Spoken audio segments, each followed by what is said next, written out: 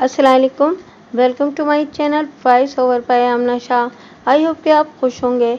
कहानी शुरू करने से पहले आपसे रिक्वेस्ट है कि अगर आपको मेरा कंटेंट पसंद आता है तो प्लीज़ मेरे चैनल को सब्सक्राइब करें। आइए मलिक सफ्दर हयात की एक और सनसनीखेज तफ्तीशी कहानी सुनते हैं। आज मैं कुछ ताख़ीर से थाने पहुंचा था। डकैती के एक केस के सिलसिले में कल शाम मुझे नौशेरा बरकान जाना पड़ गया था। थाने में दाखिल होते ही मुझे कत्ल की इस वारदात की इत्तला मिल गई थी। एएसआई गुलाम गौस ने मुझे बताया था कि वो लोग सुबह से 2 चक्कर लगा चुके हैं और अब गुज़िश्ता 1.5 घंटे से यहीं धरना दिए बैठे हैं। मैंने मामले की संगीनी का एहसास करते हुए इन्हें फौरी तौर पर अपने कमरे में बुला लिया था। मेरे सामने जो खूबरू नौजवान बैठा हुआ था, इसकी उम्र बामुश्किल 20-21 साल होगी। वो खासा सेहतमंद और दराज कामत था, मगर इस वक्त उसके चेहरे पर परेशानी ने डेरा जमा रखा था। मेरे पूछने पर उसने अपना नाम कमालदीन बताया।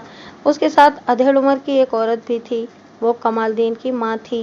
मैंने मुख्तसर तौर पर वारदात के बारे में मालूम किया, फिर एएसआई गुलाम गौस को साथ लेकर मौका वारदात पर पहुंच गया। कमालदीन के बड़े भाई जलालदीन को बड़ी बेदर्दी से कत्ल किया गया था। मकतूल जलालदीन की लाश ट्यूबवेल वाले कमरे में पड़ी थी। इसकी गर्दन आधी से ज़्यादा कटी हुई थी और शहरक कट जाने की वजह से जिस्म का सारा खून कमरे के फर्श पर एक छोटे से तालाब की सूरत इख्तियार कर गया था। मैंने अच्छी तरह लाश का मुआयना किया तो मुझे मालूम हुआ कि मकतूल के सर के पिछले हिस्से में भी जख्म का ताज़ा निशान मौजूद था, जहाँ से लहू रिस रिस कर गर्दन के रास्ते कंधे तक पहुंचकर जम चुका था। जख्म की नोयत से अंदाज़ा होता था कि लोहे की किसी भारी सलाख या इसी तरह की किसी चीज़ से सर के पिछले हिस्से को निशाना बनाया गया था। गर्दन का सामने का हिस्सा इस अंदाज में कटा हुआ था जैसे कातिल को ये काम करने में खासी मुश्किल पेश आई हो। एक बात यकीनी थी कि गर्दन काटने के लिए किसी तेज़धार आले का इस्तेमाल नहीं किया गया था। कत्ल की बेशुमार जाए वारदातों और लाशों का मुआयना करने की वजह से आला कत्ल के बारे में मेरी मालूमात बड़ी वसी हो गई थी। मकतूल की कटी हुई गर्दन को देखकर मेरे जहन ने अंदाज़ा कर लिया था कि जलालदीन को खुरपे से कत्ल किया गया है या फिर दरांती से इसकी गर्दन काटी गई थी। मैंने जाए वारदात का तफसीली नक्शा तैयार किया और तमाम अहम और गैर अहम बातों को नोट करके फिर लाश को पोस्टमार्टम के लिए शहर के अस्पताल में भेज दिया गया। ज़रूरी कार्रवाई मुकम्मल करने के बाद मैंने अहम अफराद के बयानात लेने का सिलसिला शुरू किया। मकतूल की मां रिफत फातिमा ने बताया कि दोनों भाई हस्बे मामूल आज सुबह खेतों में काम करने की गर्ज से घर से निकले थे। वो रोज़ाना कुछ खाए पिए बगैर अलग सुबह खेतों में चले जाते थे। बाद में वो खुद इनके लिए खाना तैयार करके वहीं ले जाती थी। आज भी वो खाना लेकर घर से निकलने का इरादा कर ही रही थी कि कमालदीन घबराया हुआ घर में दाखिल हुआ। इसकी हालत देखकर रिफत फातिमा का दिल धक से रह गया। यूँ लगता था जैसे कमालदीन कहीं दूर से दौड़ता हुआ वहाँ पहुँचा हो। रिफत फातिमा ने मुस्तरिब लहजे में सवाल किया, रब खैर करे पुत्र, की गले? माँ भात जलाल की होया जलाल नू? रिफत ने तड़प कर पूछा। कमाले जल्दी बता, जलाल ठीक तो है? वो कमालदीन को बाजुओं से पकड़कर झंझोड़ रही थी। गूंगा क्यों हो गया? कुछ बोल भी।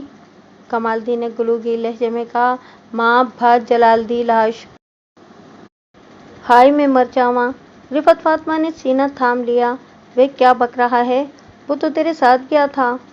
माँ ट्यूबवेल वाले कमरे में भात जलाल की लाश। कमालदीन ने रुक रुक कर कहना शुरू किया, किसी ने इसकी गर्दन काट दी। हाय मेरी रब्बा, कौन थे वो जालिम? रिफत फातिमा ने सीना खूबी शुरू की। मेरा सोना गबरू पुत्र, मेरा चंदवर का शहजादा, रब्बा एक की हो गया। कुछ ही देर के बाद वो खेतों में पहुंच चुकी थी और बेटे की लाश देखकर तो उसके होशो हवास उड़ गए थे। कमालदीन भी उसके साथ ही वहां पहुंचा था।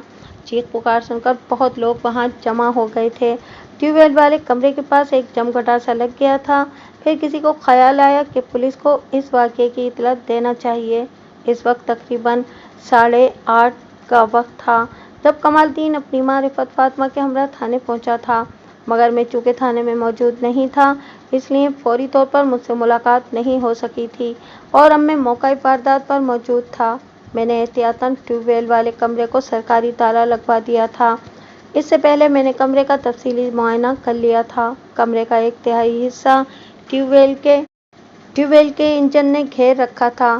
کمرے کے ایک کونے میں تیل کے ڈرم رکھے ہوئے تھے۔ ایک ڈرم خالی تھا، باقی ٹن میں تیل بھرا ہوا تھا۔ یہ تیل انجن کو چلانے کے لیے بطور ایندھن استعمال کیا جاتا تھا۔ خالی ڈرم کے پاس ہی کچھ پرانے پٹے پڑے ہوئے تھے جو غالباً اب استعمال کے قابل نہیں رہے تھے۔ نئے نکور پٹوں کی ایک جوڑی کمرے کی مغربی دیوار پر ایک کونے میں ٹنگی ہوئی تھی۔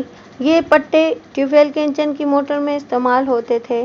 دیوار پر ٹنگے ہوئے پٹوں کے نیچے فرش پر ایک پرانا سا لکڑی کا ڈبہ رکھا ہوا تھا جس میں مختلف قسم کے اوزار رکھے ہوئے تھے۔ رفعت فاطمہ نے اپنا بیان لکھوا دیا تو میں نے پوچھا، رفعت بی بی، تم نے بتایا ہے کہ جلال اور کمال صبح سویرے ہی کھیتوں میں نکل جایا کرتے تھے۔ عام طور پر وہ کتنے بجے گھر سے روانہ ہوتے تھے؟ وقت کا تو مجھے پتہ نہیں جی، تھانے دار صاحب بولجھے ہوئے لہجے میں بولی۔ بس جی، منہ اندھیرے ہی چلے جاتے تھے۔ پھر بھی کچھ تو اندازہ ہوگا۔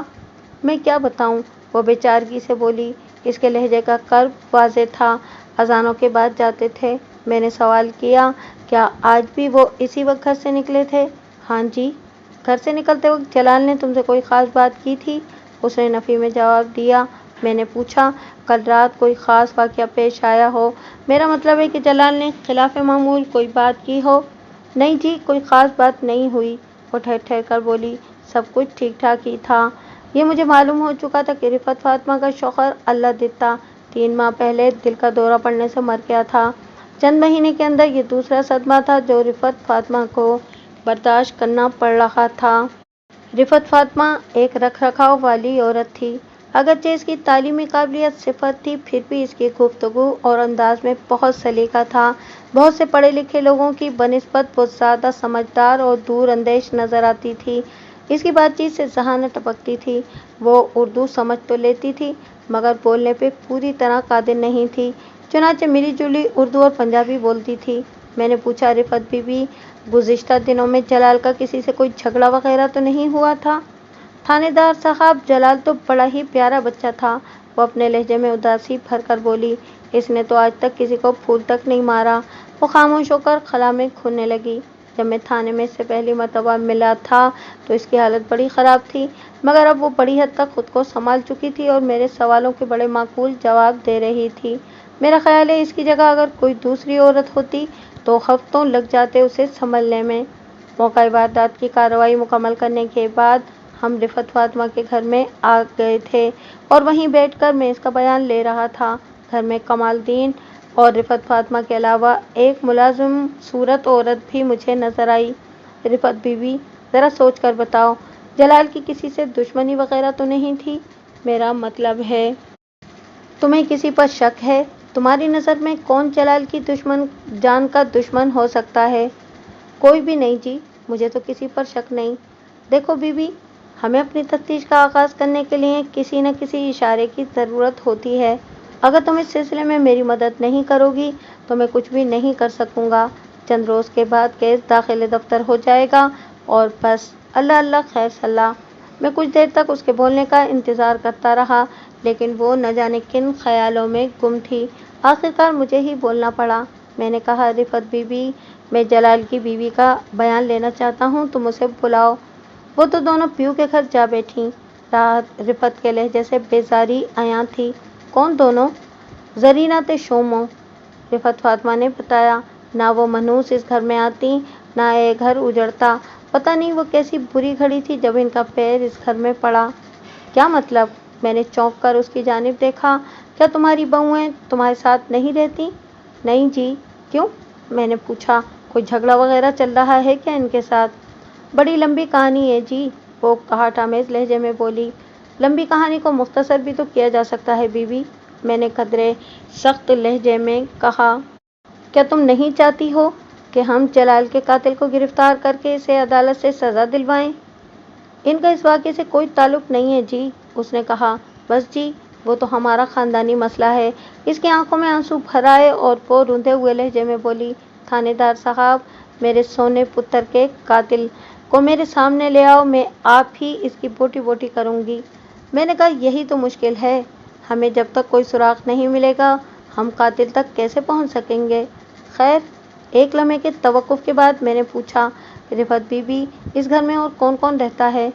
کمال سینک کا ایک میرا پتر اور ہے جی، جیلا اس کا نام ہے۔ جیلا اس وقت کہاں ہے؟ وہ صبح سے لاہور گیا ہے جی، ٹیوب ویل کا سامان خریدنے جی۔ اس کا سیدھا نام کیا ہے؟ جمیل۔ جمیل لاہور سے کب واپس آئے گا؟ شام تک آنے کا کہہ کر گیا ہے۔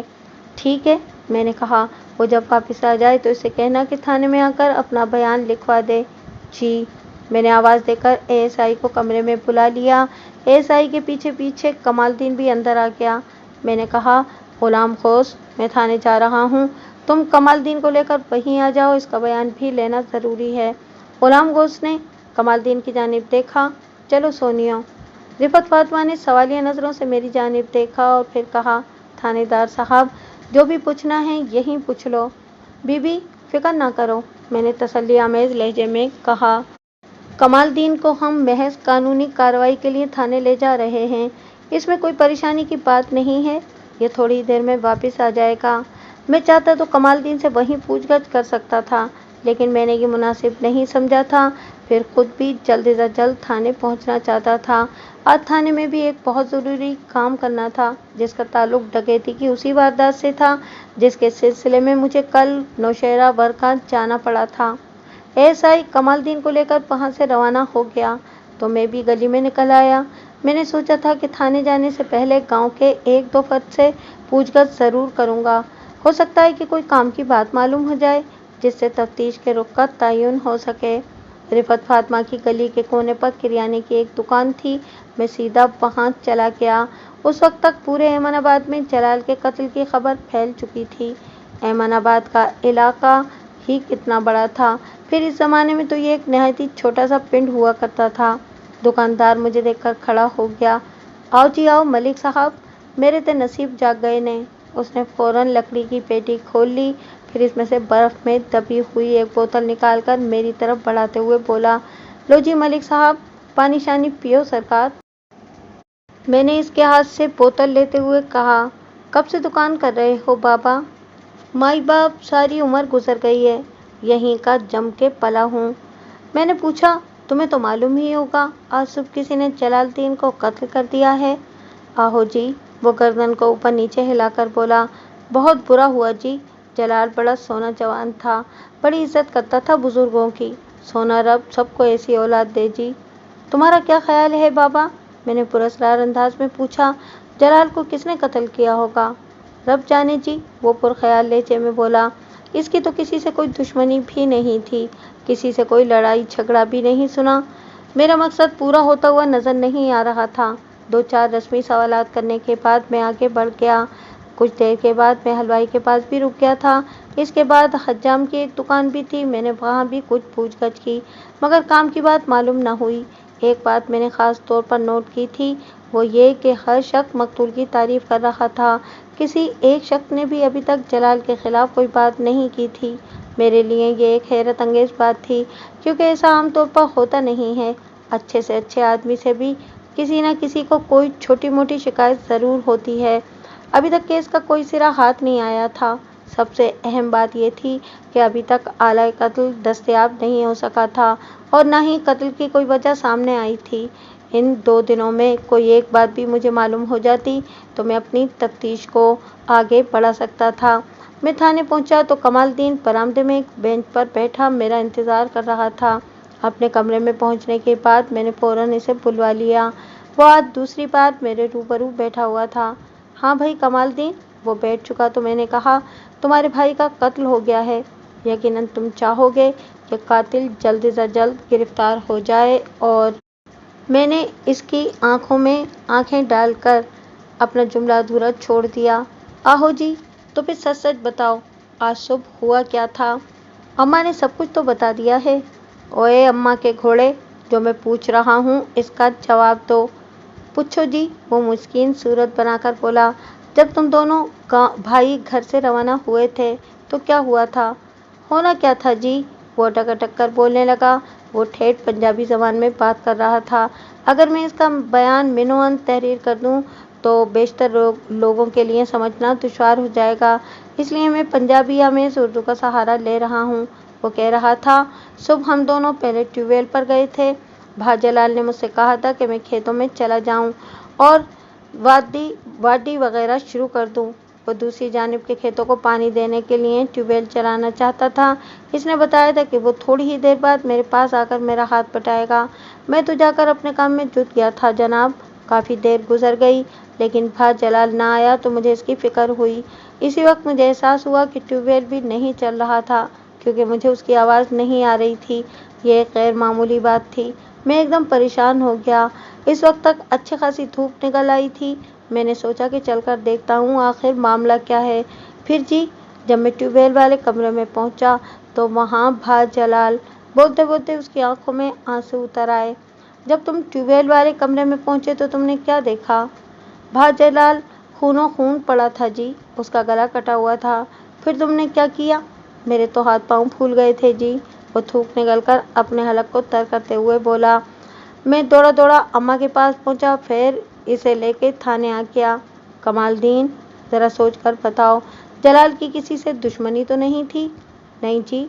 कोई ऐसा शख्स जिससे कभी जलाल का झगड़ा हुआ हो?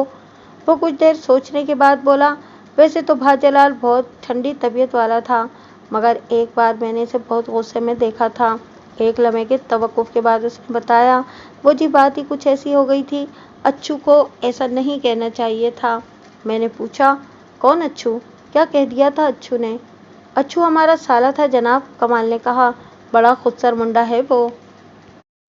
अच्छू ने ऐसी कौन सी बात कहती थी कि जलाल को गुस्सा आ गया था? वो एक लम्हा तसब्बुर के बाद बोला, वो हमारा घरेलू मामला था। मैंने महसूस किया कि वो छुपाने की कुछ कोशिश कर रहा है। मुझे याद आया कि रिफत फातिमा ने भी इस सिलसिले में लबकुशाई नहीं की थी। मेरे पूछने के बावजूद उसने टाल मटोल से काम लिया।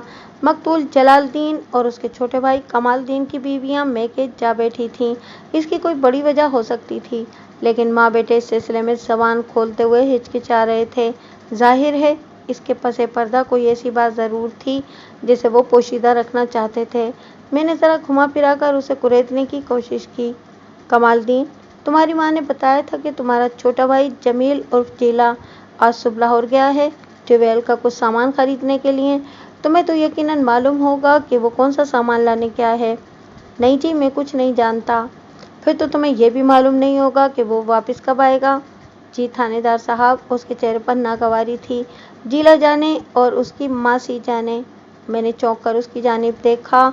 ये जीले की मासी कहाँ से आ गई? ओ जी, ज़ैनब मासी ने जीले को बहुत बिगाड़ दिया है, उसने कहा। दिन रात इसकी तारीफों में लगा रहता है। पता नहीं क्या घोल कर पिला दिया है उसने जीले को। इसकी बेरब्त बातों से मैं बेजारी महसूस करने लगा था। मैंने अचानक सवाल किया, तुम्हारी बीवी मैके क्यों चली गई है? फिर मैंने ज़रा रोबदार लहजे में कहा, कानून से कोई बात छुपाओगे तो किसी मुसीबत में भी फंस सकते हो। मैं ये बात किसी और तरह भी मालूम कर लूँगा। तुम्हारे लिए यही बेहतर है कि जो पूछ रहा हूँ सच सच बता दो। न जाने क्यों मुझे लगता था कि अगर रिफत फातिमा की बहुओं के मैके जा बैठने के राज से पर्दा उठ जाए तो इस केस में आसानियाँ पैदा हो जाएंगी। मेरा दिल कह रहा था कि इस राज का जलालदीन के कत्ल से गहरा ताल्लुक है। चल शुरू हो जा कमाले, मैंने खालिसतन थानेदाराना अंदाज में कहा, नहीं तो हमें दूसरा तरीका आजमाना पड़ेगा। थानेदार साहब, इसमें मेरा क्या कसूर? मेरे सहुरे ने ज़बरदस्ती कलसुम की तलाक ली थी जी। उसने बड़ी मासूमियत से एक बहुत बड़ी बात कहती थी। मैंने घूर कर उसे देखा और फिर पूछा, तुमने अपनी बीवी को तलाक दे दी थी? आहो जी, उसने कहा, मैं मजबूर हो गया था जी। ये कितने अरसे पहले की बात है? 3 महीने पहले जी। मैंने नहायत अहम सवाल किया। तुमने बताया है कि तलाक का मुतालबा तुम्हारे ससुर ने किया है। इसकी क्या वजह थी? तुम तलाक देने के लिए क्यों मजबूर हुए? मेरे क्यों के जवाब में उसने ठहर ठहर कर एक तवील कहानी सुना डाली, जिसके नतीजे में इस बेरुख केस को तफ्तीश के कई ज़ाविये मिल गए। कमालदीन की ज़बानी जो बातें मुझे मालूम हुई, मैं इनमें से गैर ज़रूरी बातों को हज़फ करके इस वारदात से मुतालिक अहम नुकात आपकी खिदमत में पेश कर रहा हूँ। 8 माह पेशतर अल्लादित्ता ने अपने दोनों बड़े बेटों जलालदीन और कमालदीन की शादी अपनी बहन रहमत बीबी की बेटियां जरीना और कुलसुम शोमों से कर दी थी। شادی کے وقت جلال الدین کی عمر لگ بھگ 22 سال تھی۔ چھوٹا بھائی کمال الدین اس سے 2 سال چھوٹا تھا۔ زرینہ اور کلثوم کی عمریں بالترتیب 18 اور 16 سال تھیں۔ الادتہ کا بڑا بیٹا جلال الدین بہت سیدھا سادہ تھا۔ اس میں تیزی تراری نام کو نہ تھی، حالانکہ اس نے ایف.اے تک تعلیم بھی حاصل کر رکھی تھی، مگر اس میں وہ چالاکی نظر نہیں آتی تھی جو عام طور پر پڑھے لکھے لوگوں میں پائی جاتی ہے۔ وہ انتہائی سادہ مزاج رکھنے والا ایک نرم خو انسان تھا۔ سب لوگ اس کی شرافت اور اخلاق کی تعریف کرتے نہ تھکتے تھے۔ اس کے برعکس کمال الدین کو پڑھنے لکھنے سے کبھی دلچسپی نہیں رہی تھی۔ وہ پرائمری سے آگے نہیں جا سکا تھا۔ اس کا زیادہ وقت کھیل کود میں گزرتا تھا۔ پورے گاؤں میں وہ کمالو کے نام سے مشہور تھا، یعنی وہ لٹو کی طرح ہر وقت گردش میں رہتا تھا۔ ہر اچھے برے لڑکے سے اس نے تعلقات استوار کر رکھے تھے۔ کمال الدین نے یہ باتیں بالکل ایسے نہیں بتائی تھیں جیسے میں یہاں تحریر کر رہا ہوں، بلکہ بہت سی باتیں میں نے اس کے بیان سے خود اخذ کر لی تھیں، جن کی بعد میں تصدیق بھی ہو گئی تھی۔ الادتہ کی یہ خواہش تھی کہ وہ اپنی بہن سے کمال الدین کے لیے زرینہ اور جلال الدین کے لیے کلثوم مانگ لے، کیونکہ زرینہ مزاج کی خاصی تیز تھی۔ اس کی جوڑی کمال کے ساتھ ہی اچھی لگتی۔ جلال الدین کے لیے کلثوم جیسی کم گو اور سادہ مزاج لڑکی ہی مناسب تھی، مگر الادتہ کے بہنوئی چودھری حشمت علی نے اس تجویز کو رد کر دیا۔ نہیں بھائی، یہ نہیں ہو سکتا، چودھری حشمت علی نے فیصلہ کن لہجے میں کہا۔ یہ تو بالکل ہی نامناسب بات ہوگی۔ چھوٹے سے بڑی اور بڑے سے چھوٹی بیاہ دوں؟ تیرا دماغ ٹھیک ہے الادتہ؟ لو چودھری صاحب، بات سمجھنے کی کوشش کرو، الادتہ نے معتدل لہجے میں کہا۔ ذرا میری بات پر غور تو کرو۔ میرا جلال بڑا بھولا بھالا پتر ہے، اس کے لیے کلثوم بیٹی ٹھیک رہے گی۔ پھر کمالہ اور زرینہ ایک جیسے ہی ہیں، میرا خیال ہے کہ ان کی جوڑی ٹھیک رہے گی۔ نہ بھرا، ایسے نہیں ہو سکتا، چودھری حشمت کی بیوی رحمت بیوی نے گفتگو میں حصہ لیتے ہوئے کہا۔ جلال الدین پڑھا لکھا لڑکا ہے، اس کے لیے زرینہ ہی مناسب رہے گی۔ اس نے بھی ماشاءاللہ میٹرک پاس کر رکھا ہے۔ پھر بڑے لڑکے سے تو بڑی ہی کی شادی ہونا چاہیے نا؟ الادتہ نے کہا۔ اس سے کوئی فرق نہیں پڑتا بہن، بڑے چھوٹے کا کیا سوال ہے؟ ہمیں اپنی اولاد کی پسند ناپسند کا بھی خیال رکھنا چاہیے۔ کیا مطلب ہے تیرا الادتہ؟ چودھری حشمت نے چونک کر الادتہ کی جانب دیکھا اور پھر اپنی بیوی سے سوال کیا۔ رحمتیں، یہ پسند ناپسند والی کون سی بات کی ہے تمہارے بھائی نے؟ زرینہ کو کمالہ پسند کرتا ہے، رحمت بیوی نے اپنے بھائی کی وضاحت کرتے ہوئے کہا، اور دونوں کا مزاج بھی بہت ملتا ہے۔ الادتہ نے بات کو آگے بڑھایا۔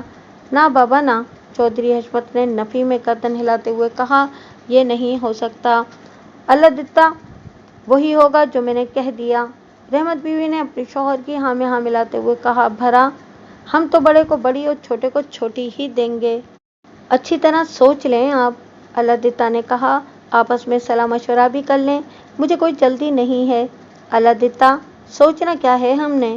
چودھری حشمت علی نے فیصلہ کن لہجے میں کہا۔ ہم نے تو اپنا فیصلہ سنا دیا، اب سوچنا ساچنا تمہارا کام ہے۔ اچھا، الادتہ نے گہری سانس خارج کرتے ہوئے کہا، میں پھر آؤں گا۔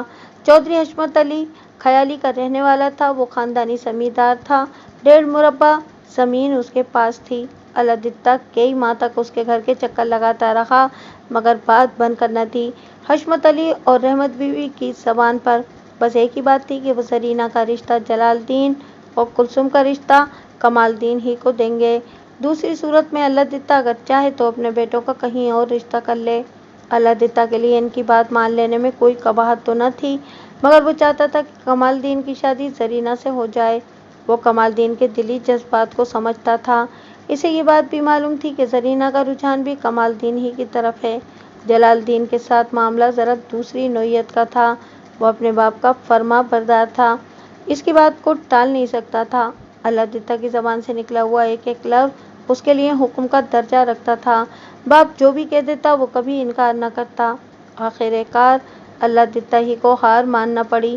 اس نے بہن بہنوئی کے حسب منشا اپنے بیٹوں کے رشتے طے کر لیے اور 1 ماہ بعد شادی کی تاریخ کر دی گئی۔ دونوں شادیاں ایک ساتھ ہونا طے پائی تھیں۔ زرینہ اور کلثوم کے والدین کی ضد بھی بجا تھی۔ زرینہ نے میٹرک پاس کیا ہوا تھا، وہ چاہتے تھے کہ اس کی شادی جلال الدین سے ہو۔ کمال الدین کی تعلیم واجبی سی تھی، ان کے خیال میں کلثوم اس کے لیے مناسب تھی، کیونکہ اسے بھی پڑھنے لکھنے سے کوئی خاص لگاؤ نہیں تھا۔ والدین تو ہمیشہ اپنی اولاد کے لیے اچھا ہی سوچتے ہیں، مگر تقدیر بعض اوقات अजीब तमाशे दिखाती है। सरीना और कुलसुम ब्याह कर अपनी ससुराल तो आ गईं, लेकिन इसके बाद जो तमाशा हुआ उसे किसी ने कभी देखा था न सुना था, क्योंकि दोनों की दुल्हनें बदल गई थीं। जलालुद्दीन और कमालुद्दीन अपनी दुल्हनों को सूरतों से नहीं पहचानते थे। एक दूसरे से दूर रहने की वजह से दोनों घरानों का मिलना जुलना न होने के बराबर था, और मेल जोल भी किसी हद तक था, वो भी बुजुर्गों के दरमियान ही था। जहाँ तक कमालुद्दीन के सरीना को पसंद करने का सवाल था, तो इस पसंद का दारोमदार भी एक दूसरे के बारे में सुनी सुनाई बातों पर था।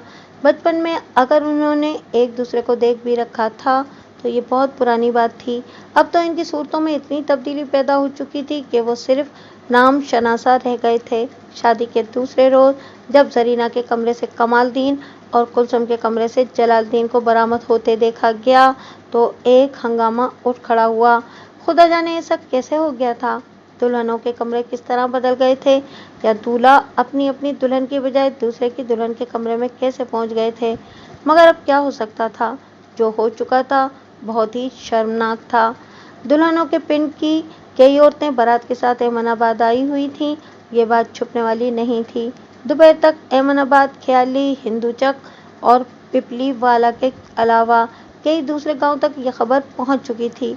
चौधरी हशमत अली को पता चला तो उसने सारा इल्ज़ाम कमालुद्दीन के सर रख दिया। ये सब कुछ सोची समझी साजिश के तहत किया गया है। हशमत अली गुस्से में तिनतना रहा था। सारा कसूर कमालुद्दीन का है, ये सारा चक्कर उसी ने चलाया है। अल्लादित्ता इस नाजुक सूरत हाल से सख्त परेशान था। उसने कहा, चौधरी हशमत, कमाले का क्या कसूर, रब जाने ये की होया है। रहमत बीवी ने कहा, मेरी इज्जत की दुश्मन ये फाफा कुटनी है। इसका इशारा रिफत फातिमा की जानिब था। मैंने भाई का मुंह देख के हाँ कर दी, पर इसे शर्म न आई। बहन रहमते, क्या कह रही है। अल्लादित्ता ने खुशामदाना लहजे में कहा, रिफत तेरी दुश्मन क्यों हो गई। वो हाथ नचाकर बोली, ये ठीक नहीं होया रब्बा। अल्लादित्ता, मैं इसे नहीं छोड़ूंगी। रिफत भी खरी खरी सुना रही थी। वो दोनों एक दूसरे की साथ पुश्तें उछाल रही थीं। इससे पहले कि अल्लादित्ता और चौधरी हशमत अली में भी हाथापाई का आगाज हो जाता, गांव के चंद मोतबर लोगों ने बीच बचाव करा दिया और इन्हें तलकीन की कि जो होना था वो तो हो चुका, अब आपस में लड़ाई झगड़े से क्या फ़ायदा, सबको मिलकर इस मसले को हल करना चाहिए। गांव के एक बूढ़े ने कहा, ये बहुत नाजुक मसला है, ऐसे हल नहीं हो सकता, किसी आलम से मशवरा करना चाहिए। दूसरे ने कहा, जलाल का निकाह जरीना से हुआ है, वही इसकी बीवी है। इसी तरह निकाह के मुताबिक कुलसुम कमालुद्दीन की बीवी है।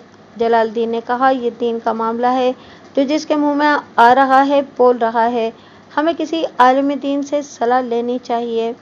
जलालुद्दीन ठीक कहता है। पहले बूढ़े ने जोर देकर कहा, हमें इसी मौलवी साहब के पास जाना चाहिए जिसने इनका निकाह पढ़ाया था। चुनाचे चंद अफराद पर मुश्तमिल एक वफ्द ख्याली पहुंच गया। मौलवी साहब को सारी सूरत हाल से आगाह किया गया तो वो भी परेशान हो गए। मौलवी साहब का हाल अंधों में काना राजा जैसा ही था। वो पूरे गांव में सबसे ज़्यादा दीन की समझ बूझ रखते थे, इसीलिए गांव वालों ने इन्हें अपना इमाम बना लिया था। उन्होंने अपनी फहमो फरासत के मुताबिक इस संगीन मसले का एक नहायती अजीब हल पेश किया। जो होना था हो गया, अब तो कुछ नहीं हो सकता। वो अपनी दाढ़ी पर हाथ फेरते हुए गोया हुए। जरीना हुई कमाल की बीवी और कुलसुम हुई जलाल की बीवी। कमालुद्दीन को मौलवी साहब की तजवीज़ बहुत पसंद आई। मौलवी साहब ने इसके दिल की बात कहती थी। इसके चेहरे पर रौनक सी आ गई। मगर जलालुद्दीन तालीम याफ्ता, समझदार और बुरबाज शख्स था। ये जाहिलाना फतवा उसके हलक में अटक गया था। मौलवी साहब, आप भी कमाल करते हैं। वो गुस्से को दबाकर तेज लहजे में बोला, आपने मेरा निकाह सरीना से पढ़ाया है, फिर कुलसुम किस तरह मेरी बीवी हो गई। पुत्र जी, तुमने खाविंद के हकूक अदा कर दिए हैं, अब कुलसुम ही तुम्हारी घरवाली है। जलाल ने कहा, वो सब कुछ बेखबरी में हुआ है, इसमें मेरा तो कोई कसूर नहीं है। मैं इस सिलसिले में किसी मुफ्ती से मालूम करूँगा। बहरहाल जब तक मुझे इस मसले का कोई तसल्लीबख्श जवाब नहीं मिल जाता, मैं चैन से नहीं बैठूँगा। भा जलाल, मौलवी साहब ठीक ही कहते हैं। कमालुद्दीन ने बड़े भाई को समझाने की कोशिश की। रब को जो मंजूर था हो गया है। अल्लाह की बातें अल्लाह ही जाने। लो कमाले, अगर तूने कोई और बकवास की तो मैं तेरा कन्ना खोल दूंगा। जलाल उद्दीन ने खा जाने वाली नजरों से छोटे भाई की जानिब देखा। जब तक मैं किसी नतीजे पर नहीं पहुंच जाता, जरीना को छूना भी नहीं। मैं कल ही लाहौर जाऊंगा और किसी बड़े आलिम दीन से इस सिलसिले में मशवरा करूंगा। कमालुद्दीन को भाई का फैसला पसंद नहीं आया था, लेकिन वो मजबूर था। बेशतर लोग जलालुद्दीन के मौक़िफ़ की हिमायत कर रहे थे। अब कमालुद्दीन सब्र के सिवा क्या कर सकता था? जरीना इसके हाथों में आकर निकलती हुई लग रही थी। मौलवी साहब ने अपनी दानिश में जो मशवरा दिया था, आप इस पर कुछ ज़्यादा हैरान ना हों।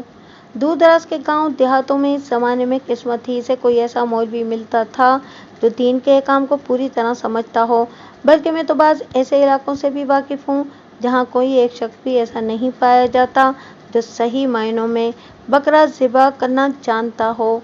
ऐसे इलाकों में बसने वाले लोग दूसरे इलाके के किसी मौलवी से छुरी पर तकबीर पढ़वा कर ले आते थे और फिर पूरा गांव इसी छुरी से कुर्बानी का फरीज़ा अदा करता था। मगर ये बहुत अरसे पहले की बात है। जलालुद्दीन लाहौर के एक मुफ्ती साहब के पास पहुंच गया और अपना मसला उसके सामने रखा। पूरी बात सुनने के बाद मुफ्ती साहब ने अफसोस का इजहार किया। ख़ास तौर पर गांव के मौलवी ने जो मशवरा दिया था, इस पर काफ़ी देर तक तबसरा वो करते रहे। अस्तग़फिरुल्लाह, अल्लाह माफ़ करे, कैसे कैसे जाहिल लोग इस दुनिया में पाए जाते हैं। मुफ्ती साहब ने कानों को हाथ लगाते हुए कहा, दीन को मजाक बना दिया है इन लोगों ने। भाई, अगर इनका इल्म ज़्यादा नहीं है तो वह ऐसे पेचीदा मसाइल के बारे में कुछ नहीं जानते तो उल्टे सीधे मशवरे देने की क्या ज़रूरत है? साफ मना कर दें, किसी दूसरे आलम दीन से रिजू करने की हिदायत करें। ये तो कुर्ब क़यामत की निशानियां हैं बेटा। इसीलिए तो आपकी खिदमत में हाजिर हुआ हूँ जनाब। जलालुद्दीन ने बसद एहतराम कहा। मैं तो खुद मौलवी साहब की तजवीज़ से मुत्तफिक नहीं था। इनकी बात दिल को नहीं लगती थी। भला ये क्या बात हुई कि निकाह तो किसी और लड़की से हुआ हो और बीवी कोई और बन जाए? आप मेरी रहनुमाई फरमाएं जनाब। मुफ्ती साहब ने कहा, अल्लाह मुझे दीन को समझने की तौफीक दे बेटा। मैं एक आमिर दीन की रोशनी में तुम्हारे मसले का जायज़ा लेने के बाद इस नतीजे पर पहुंचा हूं कि जो कुछ हुआ बेखबरी में हुआ। नियतों का हाल तो सिर्फ और सिर्फ अल्लाह ही जानता है। तुमने मुझे जो सूरत हाल बताई है, मैं इसकी बिना पर तुम्हें मशवरा दूंगा, क्योंकि इस सिलसिले में नीयत का बहुत दखल है। चंद लम्हों तक खामोश रहकर वो कुछ सोचते रहे, फिर धीरे धीरे मसले की जुज़ियात जलालुद्दीन के गोशगुजार करने लगे। अगर ये सब कुछ किसी सोचे समझे मंसूबे के तहत हुआ है, यानी इसमें तुम लोगों की रजामंदी शामिल है, तो तुम चारों ज़िना ऐसे गुनाह के मुर्तकिब ठहरोगे और तुम पर जारी हद हो जाएगी। इस्लाम ने इस सिलसिले में सज़ा का तयन कर रखा है। दूसरी सूरत वो है जो तुम्हारे साथ पेश आई, यानी जो कुछ भी हुआ वो महज एक इत्तफाकी हादसा था, यानी इसमें तुम लोगों की मर्जी या किसी किस्म की बददियानती का कोई दखल नहीं था। इस सूरत में जो कुछ हुआ तुम लोगों की बेखबरी में हुआ, चुनाचे तुम्हें गुनहगार नहीं ठहराया जा सकता। तुम सबको चाहिए कि अल्लाह ताला के हुजूर सर्वसुजूद होकर तौबा करो। अल्लाह खताएं माफ़ करने वाला है। मुफ्ती साहब एक लम्हे को रुके तो जलालुद्दीन ने सवाल किया, इससे हमारी निकाहों पर तो कोई असर नहीं पड़ा? नहीं बेटे, निकाह पर क्या असर पड़ेगा? मुफ्ती साहब ने समझाने वाले अंदाज में कहा, निकाह की शरई हैसियत में कोई फ़र्क नहीं आएगा। तुम्हारा निकाह जरीना से हुआ है, वही तुम्हारी ज़ौजा होगी। इसी तरह कमालुद्दीन की बीवी कलसुम ही रहेगी। लेकिन मुफ्ती साहब, जलालुद्दीन ने कहने के लिए कुछ मुंह खोलना चाहा तो मुफ्ती साहब ने हाथ के इशारे से इसे रोक दिया और फिर खुद कहा, इस बात को यूं समझो बेटा, जैसे कोई शादीशुदा शख्स किसी गैर औरत के साथ अगर नाजायज़ मरासिम कायम कर ले तो इस सूरत में वो गुनाह का मुर्तकिब तो होगा, मगर इसकी अपनी बीवी से निकाह पर कोई असर नहीं पड़ेगा। निकाह की शरई हैसियत में कोई फ़र्क नहीं पड़ेगा। यानी हमें दोबारा निकाह पढ़वाने की ज़रूरत नहीं होगी? बिल्कुल नहीं, मुफ्ती साहब ने कतईयत से कहा और फिर इस मसले के एक और पहलू पर रोशनी डालते हुए बताया, अगर तुम भाइयों ने इसे अपनी गैरत का मसला बना लिया है, जैसा कि आमतौर पर होता है, और तुम चाहते हो कि वही औरतें तुम्हारे साथ रहें जिनके साथ तुमने शब उरूसी मनाई है, यानी जरीना कमालुद्दीन की बीवी बने और कलसुम तुम्हारी बीवी बने, तो इस सूरत में तुम लोगों को पहले निकाहों की शरई हैसियत को ख़त्म करना होगा। तुम जरीना को तलाक दोगे और कमालुद्दीन को कुलसुम को तलाक देना होगी। फिर दोनों तलाक याफ्ता औरतें इद्दत की मुद्दत पूरी करने के बाद दोबारा शादी कर सकेंगी।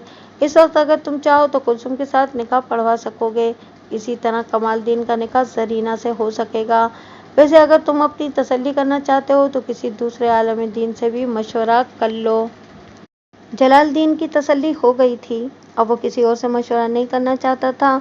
इसने मुफ्ती साहब का फतवा तहरीरी सूरत में हासिल कर लिया और वापस अहमदाबाद चला आया।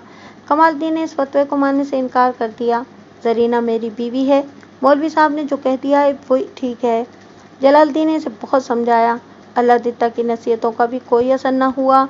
वो जरीना से दस्तबरदार नहीं होना चाहता था। 2 माह तक पंचायत कचहरी चलती रही। कभी ख्याली में चौपाल जम रही है तो कभी अहमदाबाद में सलाह मशवरे हो रहे हैं। इस दौरान में ऐसे मौके भी आए कि दोनों भाई आमने सामने खड़े हो गए, लेकिन जलालुद्दीन की सुलझू फितरत ने इन्हें दस्तों गिरेबां होने से बाज रखा। 2 माह बाद चौधरी हशमत अली ने एक अजीब व गरीब फैसला सुना दिया। बस बहुत हो गई अल्लाह, मेरी पगड़ी और कहाँ कहाँ उछालोगे। वो गुस्से में बोल रहा था। आज मैं अपनी बेटियों को आज़ाद करवा के ही दम लूँगा। जरीना और कुलसुम शादी के दूसरे रोज़ ही वापस अपने मेके ख्याली चली गई थीं। चौधरी हशमत अली की आज़ाद करा लेने से मुराद तलाक थी। अल्लाह ने कहा कि यह क्या कर रहे हो हशमत अली, तुम्हारी मत तो ठिकाने है। अभी तो मुझे मत आई है, चौधरी ने गुस्से से फुनकारते हुए कहा। भाई की मिन्नत समाजत सुनकर रहमत का दिल ढह गया था। मैं तो इन शादियों के हक में ही नहीं था। आज तो मैं एक किल मुका कर ही जाऊंगा। अल्लाह शरीफ आदमी था। कुछ लोगों ने भी समझाया, जान छुड़ाओ जी, कितने फंस गए ने। अल्लाह ने बेटों पर दबाव डाला, अपनी इज्जत का वास्ता दिया, मगर दोनों इस काम के लिए कतन तैयार नहीं थे। जलालुद्दीन जरीना को तलाक देने के बारे में सोच भी नहीं सकता था। वो इसकी शरई बीवी थी। वो जरीना के साथ जिंदगी गुजारने के ख्वाब देख रहा था। सदा का फर्माबरदार जलाल आज बाप का हुक्म मानने से इनकारी था। कमाल के साथ ज़रा दूसरी नौइयत का मसला था। वो बाप के मजबूर करने से पेशतर ही कुलसुम को तलाक देने के लिए आमादा हो चुका था, लेकिन जरीना के ख्याल को दिल से निकालने पर तैयार नहीं था। उसने अपने ससुर चौधरी हशमत अली से कहा, चलो मैं कुलसुम को तलाक दे देता हूँ, मगर बाद में मेरी शादी जरीना से होगी। मुंह संभाल के गल कर रोए काका, चौधरी हशमत ने ठाड़ कर कहा। अब जरीना का नाम लिया तो जबान काट डालूंगा। अल्लाह ने समझा बुझाकर कमालुद्दीन को वहां से चले जाने पर राजी कर लिया। पुत्र, तुम बाहर जाकर बैठो, मैं बात कर रहा हूँ ना। जाते जाते कमालिया ने मुड़कर कहा, अब मैं और बर्दाश्त नहीं कर सकता अब्बा, इन्हें भी अब सबक सिखाना ही पड़ेगा। अशरफ उर्फ अच्छू ने कहा, ओए आजा फिर मैदान विच, आज दो दोहत हो ही जाएं। कमाल कुसीली नजरों से अच्छू को घूरते हुए कमरे से निकल गया। अच्छू के बेहुदा रवैये ने जलाल को भी तेज में मुब्तला कर दिया था। वो खासी देर से अपना गुस्सा जब्त किए बैठा था। जाओ, हम तलाक नहीं देते, तुम क्या कर लोगे, जलालुद्दीन ने तेज लहजे में कहा। अच्छू धमकी आमेज लहजे में बोला, ओए जलाल, अच्छू के जलाल से पनाह मांग, ओए गिच्ची मरोड़ देंगा। हम भी देख लेंगे तू कितना बड़ा बदमाश है, कमालुद्दीन ने अंदर आकर कहा। अच्छू की धमकी उसके कानों तक पहुंच गई थी। मैं तो जरीना की वजह से चुप था। ओए मैं टोटे टोटे कर दियांगा। अच्छू ने कमालुद्दीन पर झपटने की कोशिश की। तू मुझे जानता नहीं है, जलालुद्दीन ने उसे अपने बाजुओं में जकड़ते हुए कहा। ओए रुक जा सरकारी सांड, फिर उसे धक्का देकर पीछे हटा दिया। अच्छू अपने अकब में खड़े हुए 2 आदमियों पर जा गिरा। उन्होंने उसे संभाल लिया। कुछ लोगों ने जलालुद्दीन को भी मजबूती से पकड़ लिया था। अच्छू ने बिफरे हुए लहजे में कहा, तुम्हारी गर्दन तो अब मैं ही तोड़ूंगा बच्चू। पंचायत में मौजूद लोगों ने बीच बचाव करा के मामले को ठंडा कर दिया, वरना 2-4 लाशें गिरने का खदशा पैदा हो गया था। इस रात अल्लाह को दिल का दौरा पड़ा, जो उसके लिए मौत का पैगाम्बर साबित हुआ। ख्याली से ताज़ियत के लिए सिर्फ रहमत बीवी अहमदाबाद आई थी। अल्लाह उसका सगा भाई था, उसे तो हर हाल में आना ही था। कुछ रोज के बाद कमालुद्दीन ने कुलसुम को तलाक दे दी, मगर जलालुद्दीन अपने फैसले पर डटा रहा। उसे कई बार अच्छू की तरफ से संगीन नताइज की धमकियां भी दी गईं, मगर उसने इन धमकियों की परवाह नहीं की। और आज सुबह वो ट्यूबवेल वाले कमरे में मुर्दा पाया गया था। कमालुद्दीन की कहानी सुनकर मैं सोच में पड़ गया। उसने हालात की जो सूरत बयान की थी, अगर सब कुछ बिल्कुल वैसे ही पेश आया था तो अशरफ उर्फ अच्छू पर कातिल होने का शुबा किया जा सकता था। अच्छू जैसा जज्बाती नौजवान जिसने बदमाशी में नया नया कदम रखा हो, कुछ भी कर सकता था। कमालदीन के बयान के मुताबिक अच्छू कई बार जलाल को संगीन नताइज की धमकियां भी दे चुका था।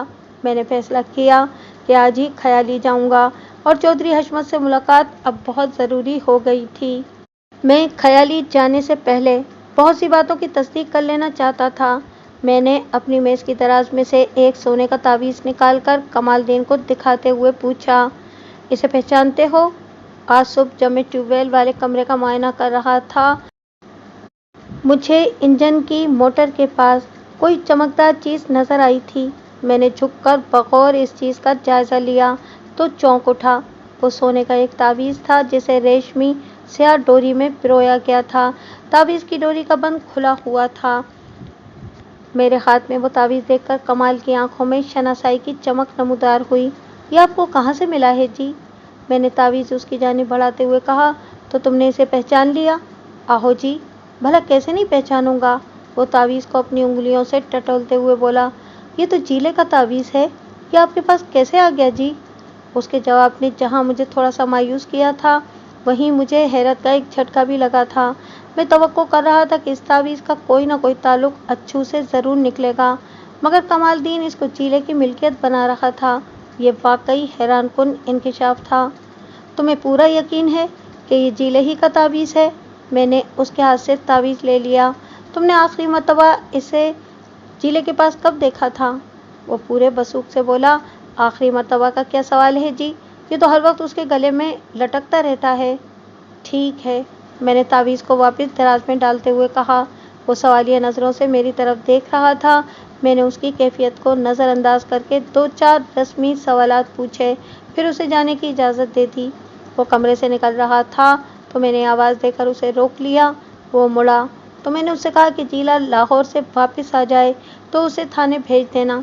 फिर मैंने इजाफा किया, और तुम सीधे घर ही जाना, क्या समझे? अच्छा जी। ये कहकर वो वहाँ से चला गया। ख्याली जाने से पहले जीले से मिलना ज़रूरी हो गया था। जब वो खासी देर तक थाने नहीं आया तो मैंने 2 सिपाहियों को उसके घर भेज दिया ताकि अगर वो लाहौर से आ गया हो तो उसे अपने साथ ले आएं।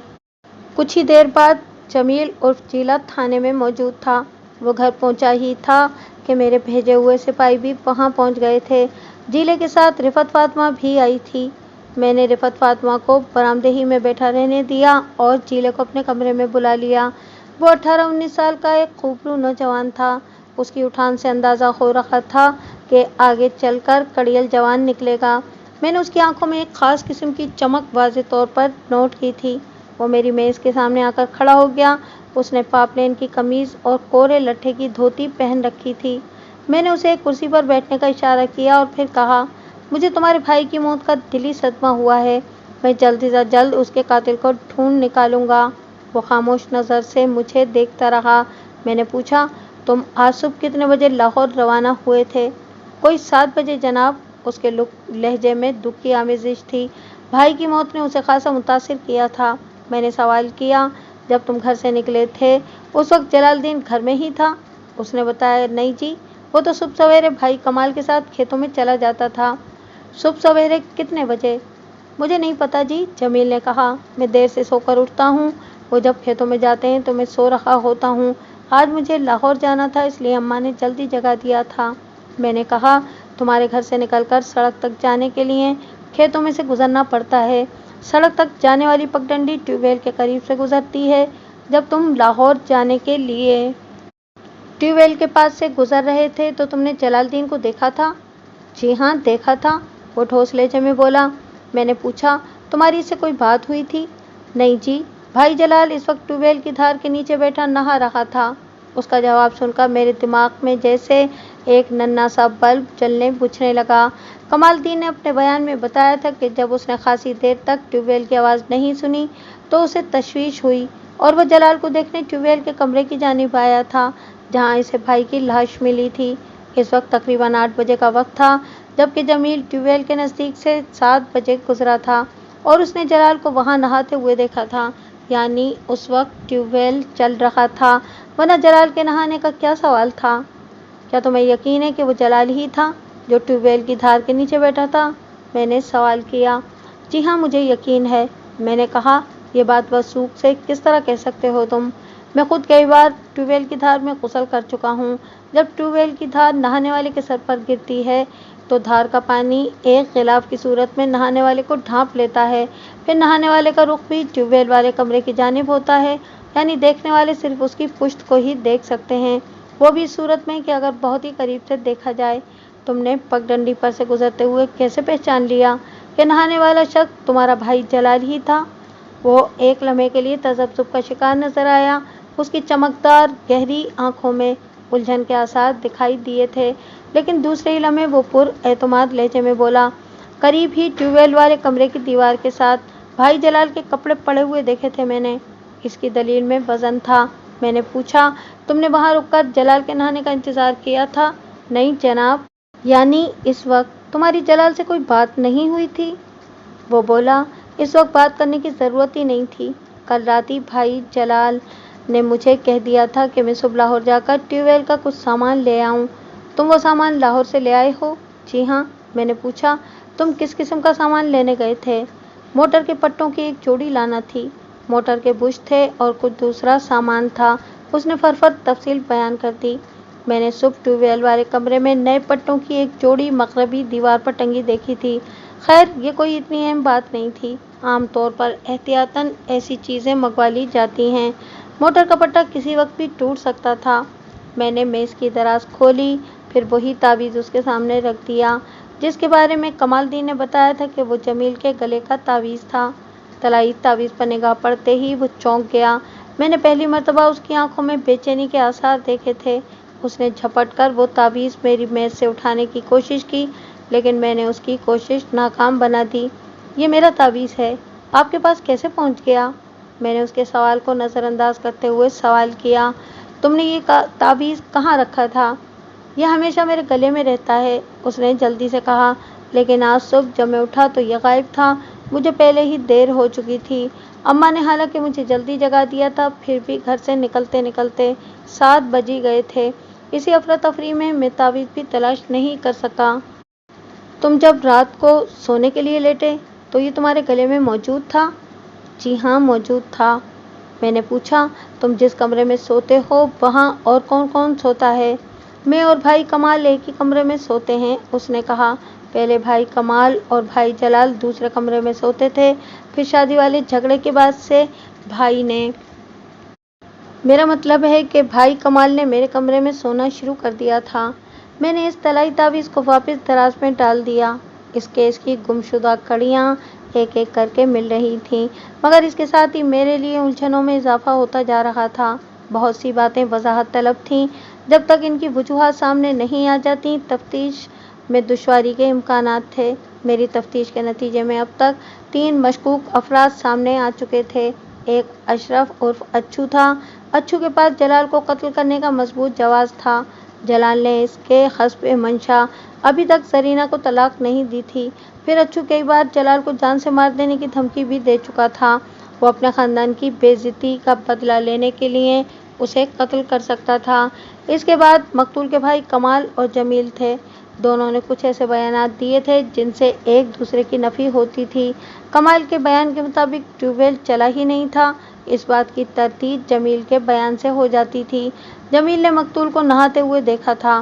फिर जाए वक़ुआ पर जमील के गले का तावीज़ पाया गया था और जमील के बयान के मुताबिक रात ही में उसके गले से तावीज़ गायब हो गया था। अगर वो रात में सोते वक्त गले से कहीं गिर गया था तो फिर ट्यूबवेल वाले कमरे में कैसे पहुंच गया? तावीज़ खुद चलकर तो वहां पहुंच नहीं सकता था। जमील ने बताया था कि ट्यूबवेल पर रुके बगैर सड़क की जानिब वो चला गया था। कमाल के बयान के मुताबिक वो जब ट्यूबवेल वाले कमरे में पहुंचा तो जलाल मुर्दा हालत में पड़ा था। एक और तलब बात यह थी कि कमाल और जमील एक ही कमरे में सोते थे। इस बात का इम्कान था कि कमाल ने सोते में जमील के गले से तावीज़ उड़ा लिया हो। फिर सवाल ये पैदा होता था कि उसने तावीज़ ट्यूबवेल वाले कमरे में क्यों गिराया। इस सवाल के पीछे एक और सवाल सर उभारता था, क्या जलाल को कमाल ने कत्ल किया था? अगर ऐसा ही था तो फिर इस कत्ल की कोई वजह भी होना चाहिए थी। सरेदस्त तो एक ही वजह नज़र आ रही थी, मकतूल की वजह से कमाल की पसंदीदा औरत उसके हाथ से निकल गई थी। अगर मकतूल मुफ्ती के फतवे पर इसरार ना करता और गांव के मौलवी के मशवरे पर अमल कर लेता تو آج زرینہ کمال کی بیوی ہوتی۔ کیا محض اتنی سی بات کے لیے کمال بڑے بھائی جلال کو قتل کر سکتا تھا؟ دوسری جانب جمیل کی ذات بھی مشکوک تھی۔ وہ مقتول کا چھوٹا بھائی تھا۔ اس کے گلے کا تعویذ جائے وقوع پر پایا گیا تھا۔ اگر وہ وہاں نہیں گیا تھا تو پھر تعویذ کی وہاں موجودگی کیا معنی رکھتی تھی؟ اگر فرض کر لیا جاتا کہ کمال نے جمیل کا تعویذ رات میں چرا لیا، پھر صبح بڑے بھائی کو قتل کر کے وہاں وہ تعویذ پھینک دیا تھا، تو اس سے یہ بات سامنے آتی تھی کہ کمال اس قتل کے کیس میں چھوٹے بھائی جمیل کو پھنسانے کا ارادہ رکھتا تھا۔ مگر کیوں ایسا کرنے میں اس کا کون سا مفاد وابستہ تھا؟ اس صورت میں بظاہر تو کوئی وجہ نظر نہیں آ رہی تھی، جبکہ پہلی صورت میں اس بات کا امکان تھا کہ کمال نے زرینہ کے چھن جانے کا ذمہ دار بڑے بھائی کو ٹھہرایا ہو اور انتقاماً اسے قتل کر دیا ہو۔ لیکن قتل کا الزام چھوٹے بھائی کے سر ڈالنے والی بات سمجھ میں نہیں آتی تھی۔ میں نے فی الحال اس بحث میں ذہن کھپانے کی بجائے سامنے بیٹھے ہوئے جمیل سے سوال کیا، تمہاری ماسی زینب کہاں رہتی ہے؟ اس کے لیے یہ ایک غیر متوقع سوال تھا۔ اس نے چونک کر میری جانب دیکھا۔ میں نے یہ سوال جان بوجھ کر کیا تھا۔ کمال الدین نے اپنے بیان میں ماسی زینب کا ذکر بڑے اکتائے ہوئے انداز میں کیا تھا اور یہ بھی کہا تھا کہ جیلے یعنی کہ جمیل کو بگاڑنے میں ماسی زینب کا پورا ہاتھ ہے۔ جمیل کے بگڑنے سے کمال کی نہ جانے کیا مراد تھی، مگر مجھے اس کے طرز تکلم نے چونکا ضرور دیا تھا۔ جمیل عرف جیلے نے جواب دیا، ماسی زینب وہنڈو میں رہتی ہے۔ وہنڈو کا ذکر کرتے ہوئے اس کے چہرے پر ایک رنگ سا آ کر گزر گیا۔ میں نے استفسار کیا، سنا ہے تمہارا وہاں بہت آنا جانا لگا رہتا ہے؟ وہ ایک لمحے کے تذبذب کا شکار رہنے کے بعد بولا، آپ کو یہ بات بھائی کمال نے بتائی ہوگی۔ تم نے یہ اندازہ کس طرح لگا لیا؟ کوئی اور تو ایسی بات کر ہی نہیں سکتا۔ وہ بے پرواہی سے بولا، جانے کمال بھائی کو مجھ سے کیا دشمنی ہے، خواہ مخواہ پورے پنڈ میں ذرا سی بات کا ڈھنڈورا پیٹ رہا ہے۔ وہ ذرا سی بات کیا ہے جیلے پہلوان؟ میں نے بے تکلفی سے پوچھا، کمال کیوں تمہارے پیچھے پڑا ہوا ہے؟ وہ اپنے بھائی کمال کی مخالفت میں بولنے پر آمادہ نظر آ رہا تھا۔ یہی میرا مقصد بھی تھا۔ میں چاہتا تھا کہ وہ کمال کے لیے اپنے دلی جذبات کا کھل کر اظہار کر دے۔ میں نے محسوس کیا تھا کہ کمال نے بھی جمیل کا ذکر کرتے ہوئے کسی گرم جوشی کا مظاہرہ نہیں کیا تھا۔ اسی لیے اب میں نے دانستہ ماسی زینب کا تذکرہ چھیڑا تھا۔ جمیل سے بے تکلفی سے بات کرنے کا مقصد بھی یہی تھا۔